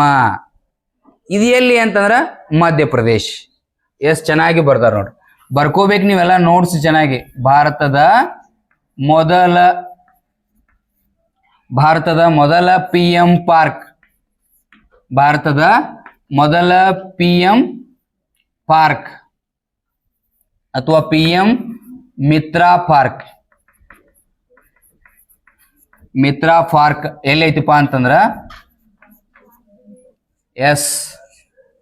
ಮಧ್ಯಪ್ರದೇಶದ, ಬರ್ಕೋರಿ ಹಿಂಗ್ ಬೇಕಾರ ಡಿಟೇಲ್ ಆಗಿ, ಮಧ್ಯಪ್ರದೇಶದ ಧಾರ್ ಜಿಲ್ಲೆಯ ಬಾನ್ಸೋಲ್ ಗ್ರಾಮದಲ್ಲಿ. ಬಾನ್ಸೋಲ್ ಗ್ರಾಮ ವೆರಿ ಇಂಪಾರ್ಟೆಂಟ್ ಒಟ್ಟ ಇದು. ಭಾರತದ ಮೊದಲ PM ಮಿತ್ರ ಪಾರ್ಕ್ ಈ ಕೆಳಗಿನ ಸ್ಥಳದಲ್ಲಿ ನಿರ್ಮಿಸಲಾಗಿದೆ, ಸ್ಥಾಪಿಸಲಾಗಿದೆ ಅಂತಂದ್ರ ಮಧ್ಯಪ್ರದೇಶದ ಧಾರ್ ಜಿಲ್ಲೆಯ ಬಾನ್ಸೋಲ್ ಗ್ರಾಮದಲ್ಲಿ ಭಾರತದ ಮೊದಲ PM ಮಿತ್ರ ಪಾರ್ಕ್ ಸ್ಥಾಪನೆ ಮಾಡಲಾಗಿದೆ. ಹಾಗಾದ್ರೆ ಭಾರತದಲ್ಲಿ ಎಷ್ಟು ರಾಜ್ಯಗಳಲ್ಲಿ ಇದನ್ನ ಮಾಡಕತ್ತೈತಿ, ಅದು ಇಂಪಾರ್ಟೆಂಟ್. ಭಾರತದಲ್ಲಿ ಎಷ್ಟು ರಾಜ್ಯಗಳಲ್ಲಿ ಇದನ್ನ ನಿರ್ಮಾಣ ಮಾಡಕತ್ತೈತಿ ಅಂತಂದ್ರ 7 ರಾಜ್ಯಗಳಲ್ಲಿ. 7 ರಾಜ್ಯಗಳಲ್ಲಿ ಇದನ್ನ ಏನ್ ಮಾಡಕತ್ತಿದೀವಪ್ಪ ಅಂತಂದ್ರ ಸ್ಥಾಪನೆ ಮಾಡಕತ್ತೀವಿ. ಅದರಲ್ಲೇ ಫಸ್ಟ್ ಒನ್ ಯಾವ್ದಪ್ಪ ಅಂತಂದ್ರ first one Madhya Pradesh MP. First one ಯಾವುದು? ಮಧ್ಯಪ್ರದೇಶ್ MP. ಸೆಕೆಂಡ್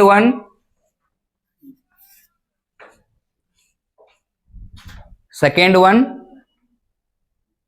ಎಲ್ಲಿ? Karnataka. And third one Telangana. Telangana.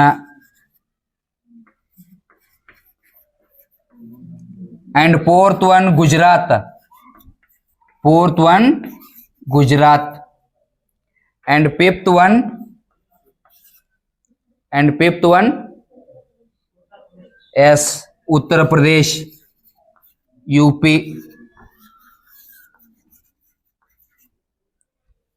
Madhya Pradesh, Karnataka, Telangana, Gujarat, Uttar Pradesh, and next one Maharashtra. MH, Maharashtra. And last one Tamil Nadu.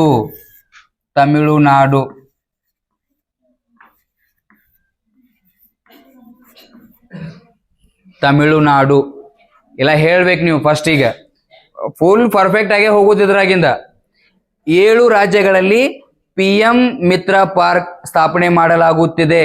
ಹಾಗಾದ್ರೆ ಫಸ್ಟ್ ಒನ್ ಯಾವುದು, second one ಯಾವುದು, third one, fourth one, fifth one, and sixth one, seventh one. Yes, very important. ಈ 7 ರಾಜ್ಯಗಳನ್ನ ನೀವು ಬಾಯ್ಪಾಟ್ ಹಾಕ್ತಿರೋ practice ಮಾಡ್ತಿರೋ ಗೊತ್ತಿಲ್ಲ, ಕೇಳ್ತಾರ.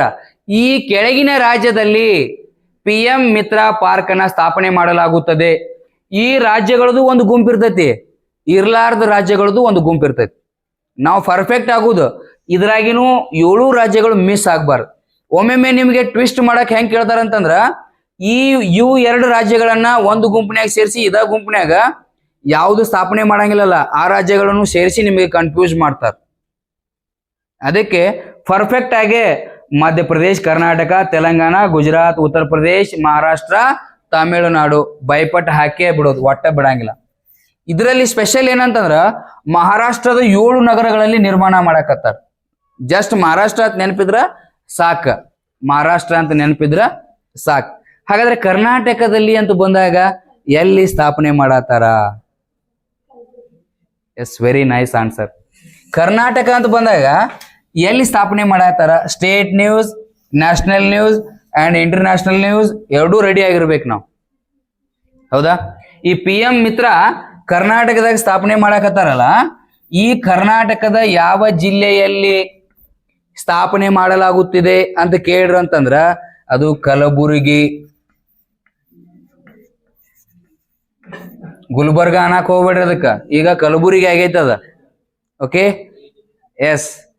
PM Mitra park ಅನ್ನ ಕರ್ನಾಟಕದ ಯಾವ ಜಿಲ್ಲೆಯಲ್ಲಿ ಸ್ಥಾಪನೆ ಮಾಡಲಾಗುತ್ತಿದೆ ಅಂತ ಕೇಳಿದ್ರ ಅಂತಂದ್ರ ಅದು ಕಲಬುರಗಿ ಜಿಲ್ಲೆಯಲ್ಲಿ, ಕಲಬುರಗಿ ಜಿಲ್ಲೆಯಲ್ಲಿ ನಿರ್ಮಾಣ ಅಥವಾ ಸ್ಥಾಪನೆ ಮಾಡಲಾಗುತ್ತಿದೆ.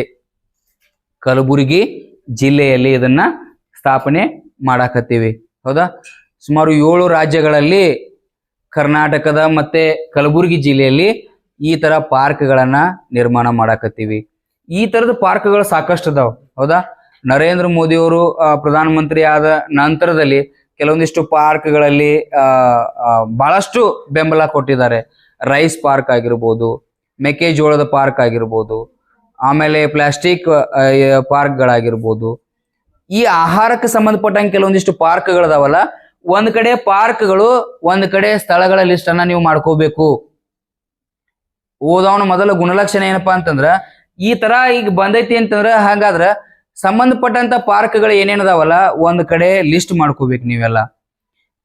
ಕೇವಲ ನ್ಯೂಸ್ ಪೇಪರ್ನಾಗ ಬಂದಿರ್ತೈತಿ, ಅದನ್ನ ನೀವು ಮತ್ತಷ್ಟು ಇನ್ಫಾರ್ಮೇಶನ್ ಅನ್ನ ಕಲೆ ಹಾಕ್ಬೇಕು. ಅದು ವಿದ್ಯಾರ್ಥಿಯ ನಿಜವಾದ ಗುಣಲಕ್ಷಣ.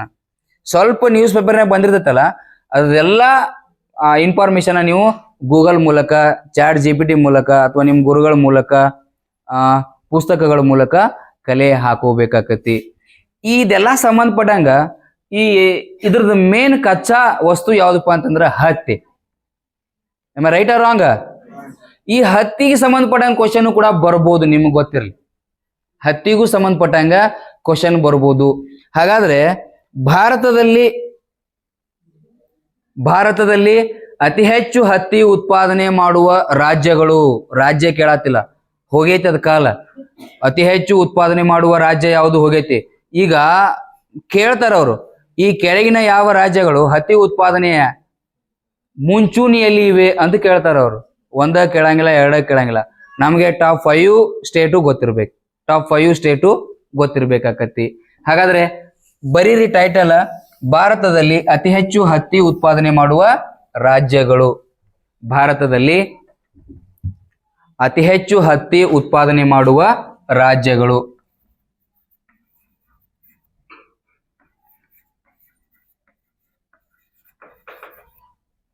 ಉತ್ಪಾದನೆ ಮಾಡುವ ರಾಜ್ಯಗಳು.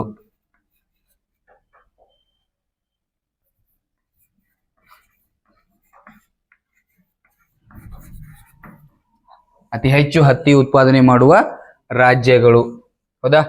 ಹಾಗಾದ್ರೆ ಫಸ್ಟ್ ಪ್ಲೇಸ್ ಭಾರತದಲ್ಲಿ ಹೈಯೆಸ್ಟ್ ಕಾಟನ್ ಪ್ರೊಡ್ಯೂಸ್ ಸ್ಟೇಟ್ ಯಾವ್ದಪ್ಪ ಅಂತಂದ್ರ ಅದು ಗುಜರಾತ್. ಫಸ್ಟ್ ಹತ್ತಿ ಉತ್ಪಾದನೆಯಲ್ಲಿ ಭಾರತದಲ್ಲಿ ಮೊದಲನೇ ಸ್ಥಾನ ಯಾವ್ದಪ್ಪ ಅಂತಂದ್ರ ಗುಜರಾತ್. ಮೊದಲನೇ ಸ್ಥಾನ ಯಾವ್ದಪ್ಪ ಅಂತಂದ್ರ ಗುಜರಾತ್. ಎರಡನೇದು ಯಾವ್ದಪ್ಪ ಅಂತಂದ್ರ ಮಹಾರಾಷ್ಟ್ರ. ಎರಡನೇ ಸ್ಥಾನ ಯಾವ್ದಪ್ಪ ಅಂತಂದ್ರ ಮಹಾರಾಷ್ಟ್ರ. ಎರಡನೇ ಸ್ಥಾನ ಯಾವುದು ಅಂತಂದ್ರೆ ಮಹಾರಾಷ್ಟ್ರ. ಮೂರನೇ ಸ್ಥಾನದಲ್ಲಿ ಯಾವ್ದೈತಿ ಅಂತಂದ್ರ ತೆಲಂಗಾಣ. ಮೂರನೇ ಸ್ಥಾನದಲ್ಲಿ ಯಾವ್ದೈತಿ ಅಂತಂದ್ರ ತೆಲಂಗಾಣ. ನಾಲ್ಕನೇ ಸ್ಥಾನದ ಏನೈತಿಪ್ಪ ಅಂತಂದ್ರ ಮಧ್ಯಪ್ರದೇಶ್.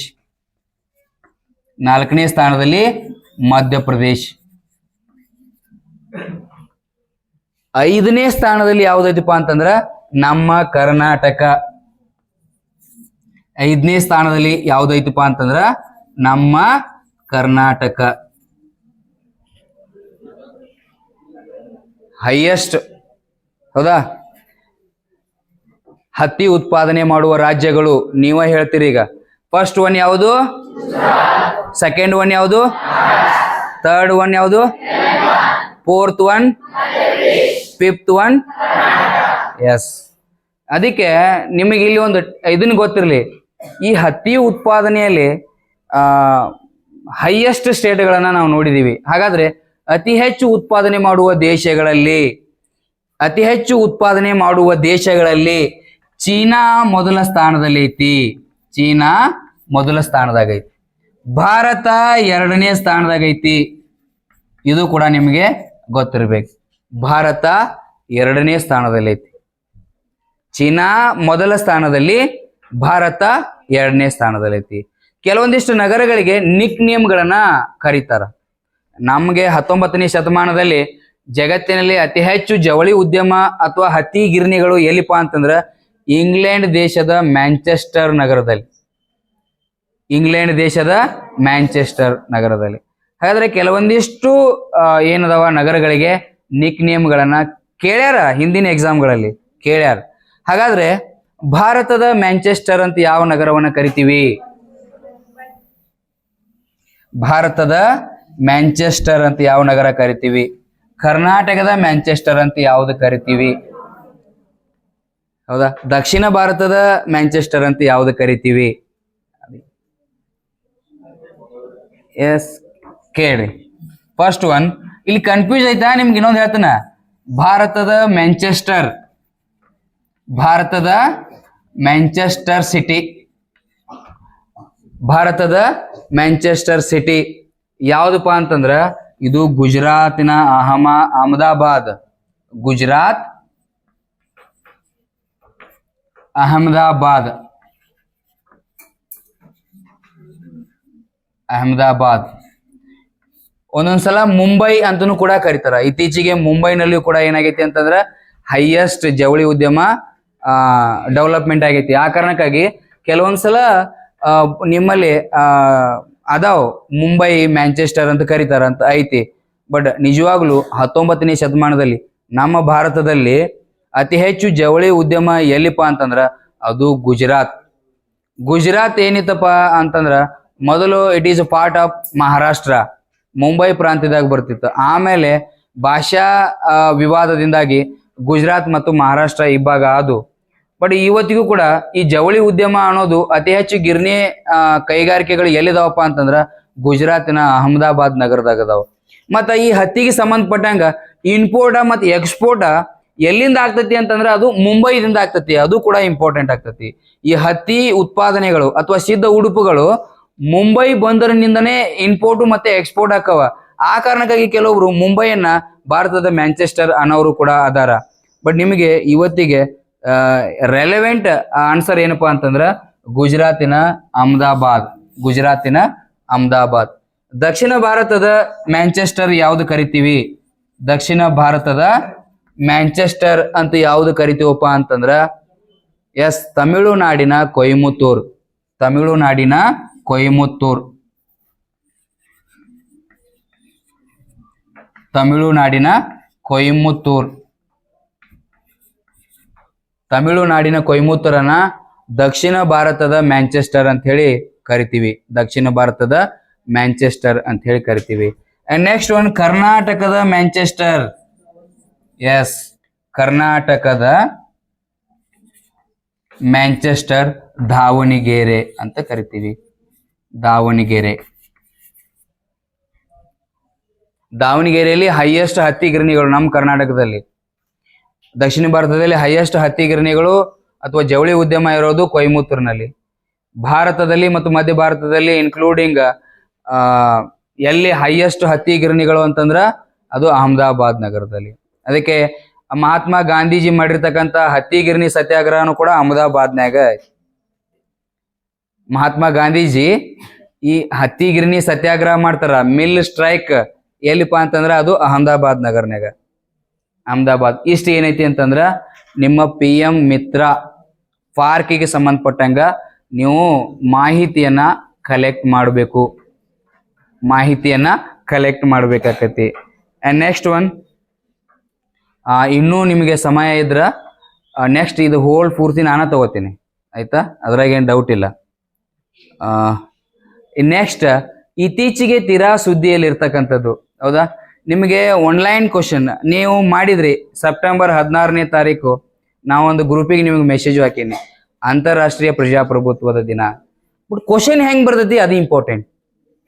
ದಿನಾಚರಣೆಗಳನ್ನ ಆಚರಿಸ್ತೀವಿ, ಆದ್ರ ಯಾವ ರೀತಿ ಅದು ಕ್ವಶನ್ ಬರ್ತೈತಿ ಮತ್ತೆ ಅದನ್ನ ಓದುವ ರೀತಿ ಹೆಂಗೈತಿ ಅದು ವೆರಿ ಇಂಪಾರ್ಟೆಂಟ್. ಇತ್ತೀಚೆಗೆ ನಾ ಹೇಳಕತ್ತದು ಇದ ವಾರದಾಗ ನಿಮ್ಗೆಲ್ಲಾ ಇವು ಪೇಪರ್ನ್ಯಾಗ ದಿನಪತ್ರಿಕೆಗಳಲ್ಲಿ ಬಂದಿರತಕ್ಕಂಥದ್ದು ಪ್ರಜಾವಾಣಿ ಮತ್ತೆ ಹಿಂದೂ ಪತ್ರಿಕೆಯನ್ನ ಓದುವ ಹವ್ಯಾಸ ಇಟ್ಕೋರ್ ನೀವು. ಇತ್ತೀಚೆಗೆ ನಾವು ಇದನ್ನ ಆಚರಣೆ ಮಾಡಿದೀವಿ. ಏನಪ್ಪಾ ಅಂತಂದ್ರ ಅಂತಾರಾಷ್ಟ್ರೀಯ ಪ್ರಜಾಪ್ರಭುತ್ವ ದಿನ. ಅಂತಾರಾಷ್ಟ್ರೀಯ ಪ್ರಜಾಪ್ರಭುತ್ವ ದಿನ, ಇಂಟರ್ನ್ಯಾಷನಲ್ ಡೆಮಾಕ್ರಸಿ ಡೇ ಅಂತ ಆಚರಣೆ ಮಾಡಿದೀವಿ. ಅಂತಾರಾಷ್ಟ್ರೀಯ ಪ್ರಜಾಪ್ರಭುತ್ವ ದಿನ.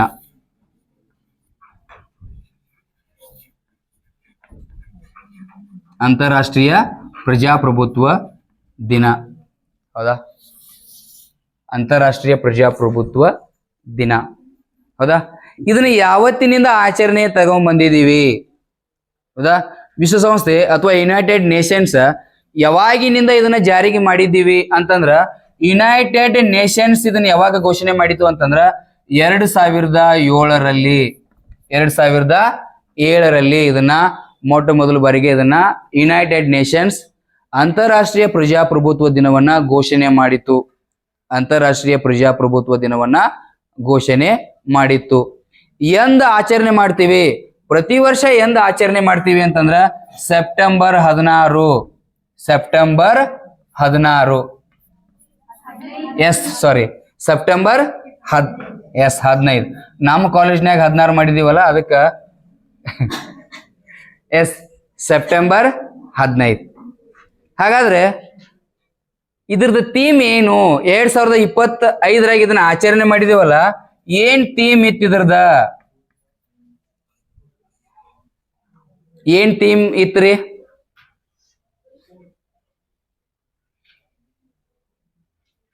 ಇದು ಇಂಪಾರ್ಟೆಂಟ್. ಎವ್ರಿ ಇಯರ್ ಅಪ್ಡೇಟ್ ಹಾಕಿರ್ತೈತಿ ಥೀಮ್, ಹೌದಾ. ಅಂತಾರಾಷ್ಟ್ರೀಯ ಪ್ರಜಾಪ್ರಭುತ್ವದ ಥೀಮ್ ಏನಾಗಿತ್ತು ಅಂತಂದ್ರ, ಬರ್ಕೋರಿ, ಇದ್ರದ್ದು ಥೀಮ್ ಏನಾಗಿತ್ತು ಅಂತಂದ್ರ from voice to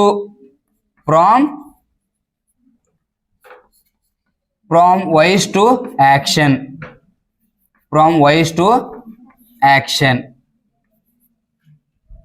from voice to action. ಇದು ಕನ್ನಡದಾಗ ಏನ್ ಅರ್ಥ ಆಗ್ತೈತಿ ಅಂತಂದ್ರ ಧ್ವನಿಯಿಂದ ಕ್ರಿಯೆಗೆ ಅಂತಂದ. ಧ್ವನಿಯಿಂದ ಕ್ರಿಯೆಗೆ, ಧ್ವನಿಯಿಂದ ಕ್ರಿಯೆಗೆ ಅಂದ್ರ ಹೇಳೋದೆಲ್ಲ ಮುಗ್ದೈತಿ, ಇನ್ನೇನ್ ಕೆಲಸ ನಮ್ಮ ಹಕ್ಕುಗಳನ್ನ ಪಡೆಯೋದು ಮತ್ತೆ ಕೆಲಸ ಮಾಡೋದು ಅಷ್ಟ. ಫ್ರಾಮ್ ವಾಯ್ಸ್ ಟು ಆಕ್ಷನ್ ಅಂತಂದಂಗ ಪ್ರಜಾಪ್ರಭುತ್ವದಲ್ಲಿ ಈಗೇನು ಹೇಳೋದೆಲ್ಲ ಮುಗ್ದೈತಿ, ಹೌದಾ. ಅದಕ್ಕೆ ಸಿದ್ದೇಶ್ವರ ಸ್ವಾಮೀಜಿಯವರು ಒಂದು ಮಾತು ಹೇಳ್ಯಾರ ನೋಡು, ಭೂಮಿ ಮೇಲೆ ಹೇಳೋದೆಲ್ಲ ಮುಗಿದಿದೆ, ಇನ್ನ ಮಾಡೋದು ಒಂದ ಬಾಕಿ. ಕ್ರಿಯೆ ಬರೀ ನೀವು ಓದ್ಬೇಕಾದ್ರೆ ಬಹಳಷ್ಟು ಸಲ ಬರೀ ಮೋಟಿವೇಶನ್ ತಗೊಂತಿರ್ತೀರಿ. ಆಯ್ತು, ಇನ್ನು ಮೋಟಿವೇಶನ್ ತಗೊಂಡದ್ದು ಮುಗೀತ, ಇನ್ ಕೆಲಸ ಏನೋ ಓದುದು. ಏಮ ರೈಟ್ ಆರ್ ರಾಂಗ್? ಎಸ್. ಹಂಗ ಪ್ರಜಾಪ್ರಭುತ್ವದ ಬಗ್ಗೆ ಹೇಳೋದೆಲ್ಲ ಮುಗ್ದೈತಿ, ಇನ್ನೇನಿದ್ರು ಕೆಲಸನ. From voice to action. But ಭಾರತದಾಗ ಆಚರಣೆ ಮಾಡ್ತೀವಲ್ಲ, ಭಾರತದಾಗ ಆಚರಣೆ ಮಾಡ್ಬೇಕಾದ್ರ ಭಾರತ ಮತ್ತು ಕರ್ನಾಟಕದಲ್ಲಿ ಥೀಮ್ ಬ್ಯಾರೆ ಇಟ್ಕೊಂಡಿದೀವಿ. ಭಾರತ ಮತ್ತು ಥೀಮ್ ಬೇರೆ ಇಟ್ಕೊಂಡಿದೀವಿ. ಇಂಡಿಯಾದಲ್ಲಿ ಆಚರಣೆ ಮಾಡಿದೀವಲ್ಲ, ಏನ್ ಥೀಮ್ ಇಟ್ಕೊಂಡು ಆಚರಣೆ ಮಾಡಿದೀವಪ್ಪ, ನಿಮಗೆ ಪತ್ರಿಕೆ ಒಳಗೆ ಅದ್ರದ್ದು ಫೋಟೋನ ಹಾಕೇನಿ ಗ್ರೂಪ್ನ್ಯಾಗ. ಅದನ್ನ ಮಾರ್ಕ್ ಮಾಡಿ ಓದಿ ನಿಮಗೆ ಯಾವ ರೀತಿ ಅದನ್ನ ಪ್ರಬಂಧ ಮಾಡಿ ಇಟ್ಕೋಬೇಕು ಅದನ್ನು ಕೂಡ ಹಾಕೇನಿ. ಬಟ್ ಏನೈತಿ ಅದ್ರದ್ದು ಥೀಮ್ ಅಂತಂದ್ರ ಮೈ ಓಟ್ ಮೈ ರೈಟ್ ಏನೈತಿ ಇಂಡಿಯಾದಾಗ ಮತ್ತೆ ಕರ್ನಾಟಕದಾಗ. Yes, my vote, yes, my right, ನನ್ನ ಮತ, ಎಸ್, ನನ್ನ ಹಕ್ಕು, ನನ್ನ ಮತ, ನನ್ನ ಹಕ್ಕು, yes. India including Karnataka, very important. India including Karnataka. ಏನು? ಮೈ ಓಟ್ ಮೈ ರೈಟ್, ನನ್ನ ಮತ ನನ್ನ ಹಕ್ಕು. ಎಷ್ಟು ಚೆನ್ನಾಗೈತಿ ನೋಡ್ರಿ ಥೀಮ್. ಇದ್ರದ್ದು ಉದ್ದೇಶ ಏನಪ್ಪಾ ಅಂತಂದ್ರ, ಹಣಕ್ಕಾಗಿ ಯಾರು ಮತದಾನ ಮಾಡಬಾರ್ದು. ಹಣಕ್ಕಾಗಿ ಯಾರು ಮತದಾನ ಮಾಡಬಾರ್ದು. ರೊಕ್ಕ ಇಸ್ಕೊಂಡ್ ಮತದಾನ ಮಾಡಿದ್ರೆ ಎಷ್ಟು ದಿನ ಅಂತ ಆಗ್ತದೆ.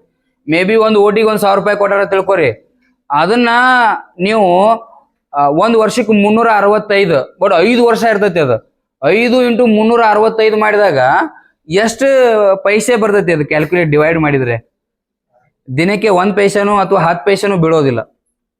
ಸ್ವಾಭಿಮಾನದಿಂದ ಒಂದು ದಿನ ಕೆಲಸ ಮಾಡಿದ್ವಿ ಅಂದ್ರೆ ಒಂದು ದಿನಕ್ಕೆ 500 ರೂಪಾಯಿ ದುಡಿಬಹುದು. ಸ್ವಾಭಿಮಾನದಿಂದ ಕೆಲಸ ಮಾಡಿದ್ರೆ ಒಂದು ದಿನಕ್ಕೆ 500 ರೂಪಾಯಿ ದುಡಿಬಹುದು.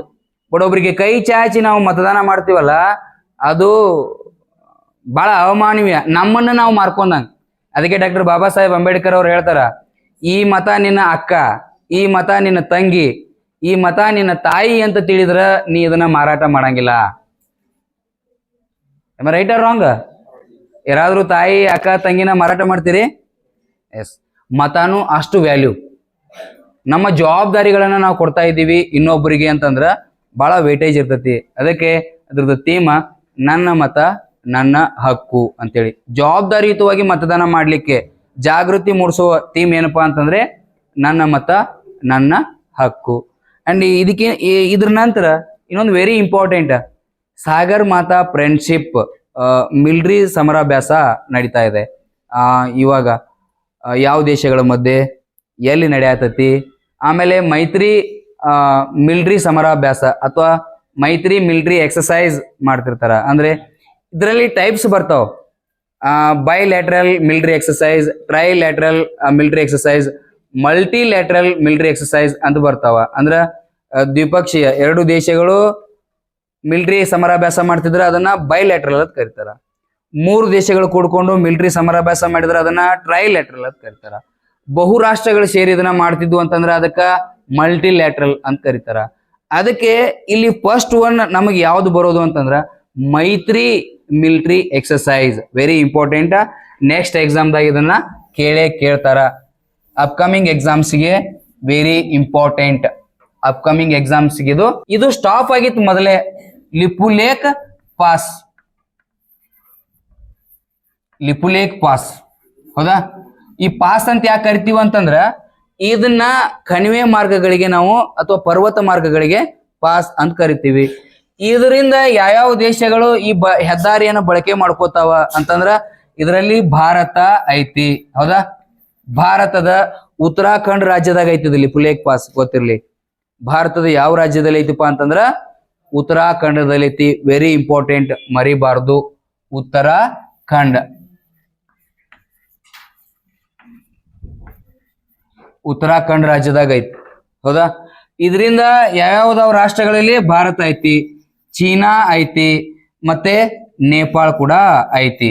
ನೇಪಾಳ, ಹೌದಾ? ಈ 3 ರಾಷ್ಟ್ರಗಳಿಗೆ ನೇರವಾಗಿ ಸಂಬಂಧಪಟ್ಟಿರ್ತಕ್ಕಂಥದ್ದು ಯಾವ್ದಪ್ಪ ಅಂತಂದ್ರ ಲಿಪುಲೇಖ್ ಪಾಸ್. ಈ ಲಿಪುಲೇಖ್ ಪಾಸ್ ಮೂಲಕನ ಚೀನಾ ಭಾರತ, ಭಾರತ ನೇಪಾಳ, ನೇಪಾಳ ಚೀನಾ ಸರಕು ಸಾಗಾಣಿಗಳಾಗ್ತಾವ. ಬಟ್ ಇದು ಸುದ್ದಿ ಒಳಗೆ ಯಾಕೈತಿ ಅದು ಇಂಪಾರ್ಟೆಂಟ್.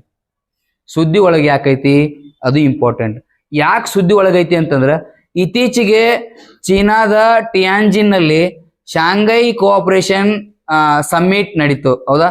ಈ ಶಾಂಘೈ ಕೋಆಪರೇಷನ್ ಸಮ್ಮಿಟ್ ನಡಿಬೇಕಾದ್ರ ಇಲ್ಲಿ ಭಾರತ ಮತ್ತು ಚೀನಾ ವ್ಯಾಪಾರ ವಹಿವಾಟು ಒಪ್ಪಂದಗಳಿಗೆ ಸಹಿ ಹಾಕ್ಯಾವ. ಈ ಸಹಿ ಹಾಕಿದ್ರ ಮೂಲಕ ಅಥವಾ ವ್ಯಾಪಾರ ಯಾವುದ್ರ ಮೂಲಕ ನಡಿತೈತಿ ಅಂತಂದ್ರ ಈ ಲಿಪುಲೇಖ್ ಪಾಸ್ ಮೂಲಕನ ನಡಿತೈತಿ. ಹಾಗಾದ್ರೆ ನೇಪಾಳ ಒಂದು ತಕರಾರು ತೆಗ್ದತಿ. ಇಲ್ಲಿ ಏನ್ ನೇಪಾಳ ತಕರಾರು ತೆಗ್ದತಿ ಅಂತಂದ್ರ ಈ ಲಿಪುಲೇಖ್ ಪಾಸ್ ಮೂಲಕ ಚೀನಾ ಮತ್ತು ಭಾರತದ ವಹಿವಾಟುಗಳು ನಡಿಬಾರದು ಅಂತ ಚೀನಾಕ್ ಒತ್ತಾಯ ಮಾಡಕತ್ತ. ಲಿಪುಲೇಖ್ ಪಾಸ್ ಮೂಲಕ ಏನಾಗ್ಬಾರ್ದು, ಭಾರತ ಮತ್ತು ಚೀನಾಕ ವ್ಯಾಪಾರ ವಹಿವಾಟಕ್ ಆಗ್ಬಾರ್ದು. ಯಾಕೆ ಆಗ್ಬಾರ್ದು ಅಂತಂದ್ರೆ ಲಿಪುಲೇಖ್ ಪಾಸ್ 100% ನಮ್ಮ ಹಿಡಿತದಾಗ ಇರಬೇಕು ಅಂತ ಹೇಳ್ತಾರ ಅವ್ರು. ಭಾರತ ಇದನ್ನ ಆಕ್ರಮಣ ಮಾಡ್ಕೊಂಡು ಲಿಪುಲೇಖ್ ಪಾಸ್ ಅನ್ನ ಬಳಕೆ ಮಾಡ್ತಾ ಇದೆ. ಹಾಗಾದ್ರೆ ಇದು ತಪ್ಪು ಅಂತ ಅವ್ರ ಭಾವನೆ. ಅದಕ್ಕೆ ಅವ್ರೇನ್ ಹೇಳ್ತಾರ ಅಂತಂದ್ರ ಚೀನಾ ಏನ್ ಮಾಡ್ಬೇಕು ಅಂತಂದ್ರ ಇದನ್ನ ಸ್ಟಾಪ್ ಮಾಡ್ಬೇಕು ಅಂತ ಕೇಳ್ತಾರ. ಬಟ್ ಮುಂದೊಂದು ರಾಜಕೀಯ ಬದಲಾವಣೆಗಳು ಏನಾಕವ್ ಹೇಳಕ್ ಬರಲ್ಲ. ಯಾಕಂತಂದ್ರ ಈ ನೇಪಾಳ ದೇಶ ಚೀನಾಕ್ಕೂ ಇಂಪಾರ್ಟೆಂಟ್, ಭಾರತಕ್ಕೂ ಇಂಪಾರ್ಟೆಂಟ್. ಚೀನಾಕ್ ಇಂಪಾರ್ಟೆಂಟ್ ಅಂತಂದ್ರ ನೇಪಾಳದ ರಾಜಕೀಯ ಒಪ್ಪಂದಗಳಿಗೆ ಸ್ವಲ್ಪ ಅದು ಏನ ಮಾಡ್ಬೇಕಾಕತಿ, ಒಪ್ಕೋಬೇಕಾಕತಿ. ಆ ಕಾರಣಕ್ಕಾಗಿ ಲಿಪುಲೇಖ್ ಪಾಸ್ ವೆರಿ ಇಂಪಾರ್ಟೆಂಟ್. ಅವರು ನಂಬೋದೈತೆ ಅಂತಾರ, ನಾವ್ ಅದನ್ನ ನಂಬೋದಂತ ಕೇಳ್ತೀವಿ. ಇನ್ನೊಂದು ಏನೈತೆ ಅಂತಂದ್ರ ಕಾಳಿ ರಿವರ್ ಐತೆ ಅಲ್ಲಿ. ನೇಪಾಳ ಮತ್ತೆ ಭಾರತದ ಬಾರ್ಡ್ರಿ ಒಳಗನ ಕಾಳಿ ರಿವರ್ ಐತಿ. ಅವರು ಕಾಳಿ ರಿವರ್ದ ಅಲ್ಲಿ ಪೂರ್ವ ಮತ್ತೆ ಪಶ್ಚಿಮ ಅಂತ ಐತಿ. ಪೂರ್ವದ ಕಡೆ ಎಲ್ಲಾ ಪ್ರದೇಶಗಳು ನೇಪಾಳದು ಅಂತ ಕರೀತಾರ. ಇನ್ನೊಂದು ಕಾಲಾಪಾನಿ ಅಂತೇಳಿ ಒಂದು ಪ್ರದೇಶ ಐತಿ, ಅದು ಇಂಡಿಯಾದಾಗ ಐತಿ. ಬಟ್ ನೇಪಾಳದವರು ಅದು ನಂಬುದು ಅಂತ ಕರೀತಾರ. ಅದಕ್ಕೆ ನೇಪಾಳ ಮತ್ತೆ ಭಾರತಕ್ಕೆ ಸ್ವಲ್ಪ ಮಟ್ಟಿಗೆ ಬಿಕ್ಕಟ್ ಯಾವುದರಿಂದ ಅಂತಂದ್ರ ಅದು ಲಿಪುಲೇಖ್ ಪಾಸ್ ಮೂಲಕ. ಇದು ಮುಂಚೆ ಭಾರತ ಮತ್ತು ಚೀನಾಕ ಸಂಘರ್ಷ ಉಂಟಾದಾಗ ಸ್ಟಾಪ್ ಆಗಿತ್ತು. ಈಗ 2025ರಾಗ ಶಾಂಘೈ ಕೋಆಪರೇಷನ್ ಶೃಂಗಸಭೆಯ ಮೂಲಕ ಇದು ಮತ್ತೆ ಸ್ಟಾರ್ಟ್ ಆಗೈತಿ. ಅದಕ್ಕೆ ನೇಪಾಳದವರು ಇದನ್ನ ಬಂದ್ ಮಾಡ್ರಿ ಅಂತೇಳಿ ತಕರಾರ ಮತ್ತು ತ್ಯಾಗೆಯನ್ನ ತೆಗ್ದಾರ. ಅದಕ್ಕೆ ನೀವೇನ್ ಮಾಡ್ಬೇಕು, ಓದ್ಬೇಕಾದ್ರೆ ಇಷ್ಟೆಲ್ಲಾ ಡೀಟೇಲ್ಸ್ಗಳನ್ನ ಪ್ರಿಲಿಮ್ಸ್ ಪರ್ಪಸ್ ಮತ್ತೆ ಮೇನ್ಸ್ ಪರ್ಪಸ್ ಇದಕ್ಕಿನ್ನೂ ನೀವು ಏನ್ ಮಾಡ್ಬೇಕಾಕತಿ, ಪ್ರಬಂಧ ರೂಪದಲ್ಲಿ ಆನ್ಸರ್ಗಳನ್ನ ಬರೆದಿಟ್ಕೋಬೇಕಾಕತಿ. ಮತ್ತು ಪ್ರಿಲಿಮ್ಸ್ ರೆಡಿ ಆಗಾಕತ್ತಿದ್ರಿ ಅಂತಂದ್ರೆ ಪ್ರಿಲಿಮ್ಸ್ಗೆ ಈ ಥರ ಬುಲೆಟ್ ಪಾಯಿಂಟ್ ಥರ ನೀವೇನು ಮಾಡಬೇಕು, ಪಾಯಿಂಟ್ಸ್ಗಳನ್ನು ಮಾಡ್ಕೋಬೇಕಾಕತಿ. ಅದಕ್ಕೆ ಪ್ರತಿನಿತ್ಯ ಅಪ್ಡೇಟ್ ಆಗೋದು, ಪ್ರಚಲಿತ ಘಟನೆಗಳಂತಂದ್ರೆ ಹಂಗೆ ದಿನನಿತ್ಯ ಅಪ್ಡೇಟ್ ಆಗೋದು ವೆರಿ ಇಂಪಾರ್ಟೆಂಟ್. ಇದ್ದದನ್ನು ಪ್ರಾಕ್ಟೀಸ್ ಮಾಡೋದು, ಪ್ರಾಕ್ಟೀಸ್ ಮೇಕ್ಸ್ ಮ್ಯಾನ್ ಪರ್ಫೆಕ್ಟ್. ಅದಕ್ಕೆ ಏನಾದರೂ ಡೌಟ್ಸ್ ಇದ್ರು ಅಂತಂದ್ರೆ ನೀವು ಕೇಳ್ಬೋದು. ಮತ್ತು ಈ ತರಗತಿ ಮೂಲಕ ನಿಮ್ಗೆ ಏನ್ ಹೇಳೋದಂತಂದ್ರ, ಉತ್ತಮ್ ಸರ್ ಅಂತೇಳಿ ನಂದೊಂದು ಕೋಚಿಂಗ್ ಇದನ್ನ ಯೂಟ್ಯೂಬ್ ಕ್ಲಾಸ್ ಐತಿ. ದಯಮಾಡಿ ಈ ಚಾನಲ್ಗೆ ಉತ್ತಮ್ ಸರ್ ಅಂತ ಸರ್ಚ್ ಹೊಡೆದ್ರೆ ಬರ್ತೈತಿ. ಅದ ಉತ್ತಮ್ ಸರ್ ಅಂತೇಳಿ ಸರ್ಚ್ ಹೊಡೆದ್ರೆ ಬರ್ತೈತಿ. ಚಾನಲ್ ಅನ್ನ ಸಬ್ಸ್ಕ್ರೈಬ್ ಮಾಡ್ಕೊಳ್ಳೋದ್ರ ಮೂಲಕ ಲೈಕ್ ಮತ್ತು ಕಮೆಂಟ್ ಮಾಡೋದ್ರ ಮೂಲಕ ಸಪೋರ್ಟ್ ಮಾಡಬೇಕು ಅಂತೇಳಿ ನಿಮ್ಗೆಲ್ಲ ಒಂದು ನನ್ನ ಹಂಬಲ್ ಕೈಂಡ್ ರಿಕ್ವೆಸ್ಟ್. ಓಕೆ, ಮತ್ತೆ ಈ ತರದ್ ಏನಾದ್ರು ನಿಮ್ಗೆ ಡೌಟ್ಸ್ ಇದ್ರ ನೀವು ಅಲ್ಲೇ ಯೂಟ್ಯೂಬ್ ಚಾನೆಲ್ನಾಗ ಕಮೆಂಟ್ ಹಾಕೋದ್ರ ಮೂಲಕನೋ ಅಥವಾ ಮೆಸೇಜ್ ಮಾಡೋದ್ರ ಮೂಲಕನೋ ನೀವು ಡೌಟ್ಸ್ಗಳನ್ನ ಕೇಳ್ಕೋಬಹುದು. Okay, thank you one and all.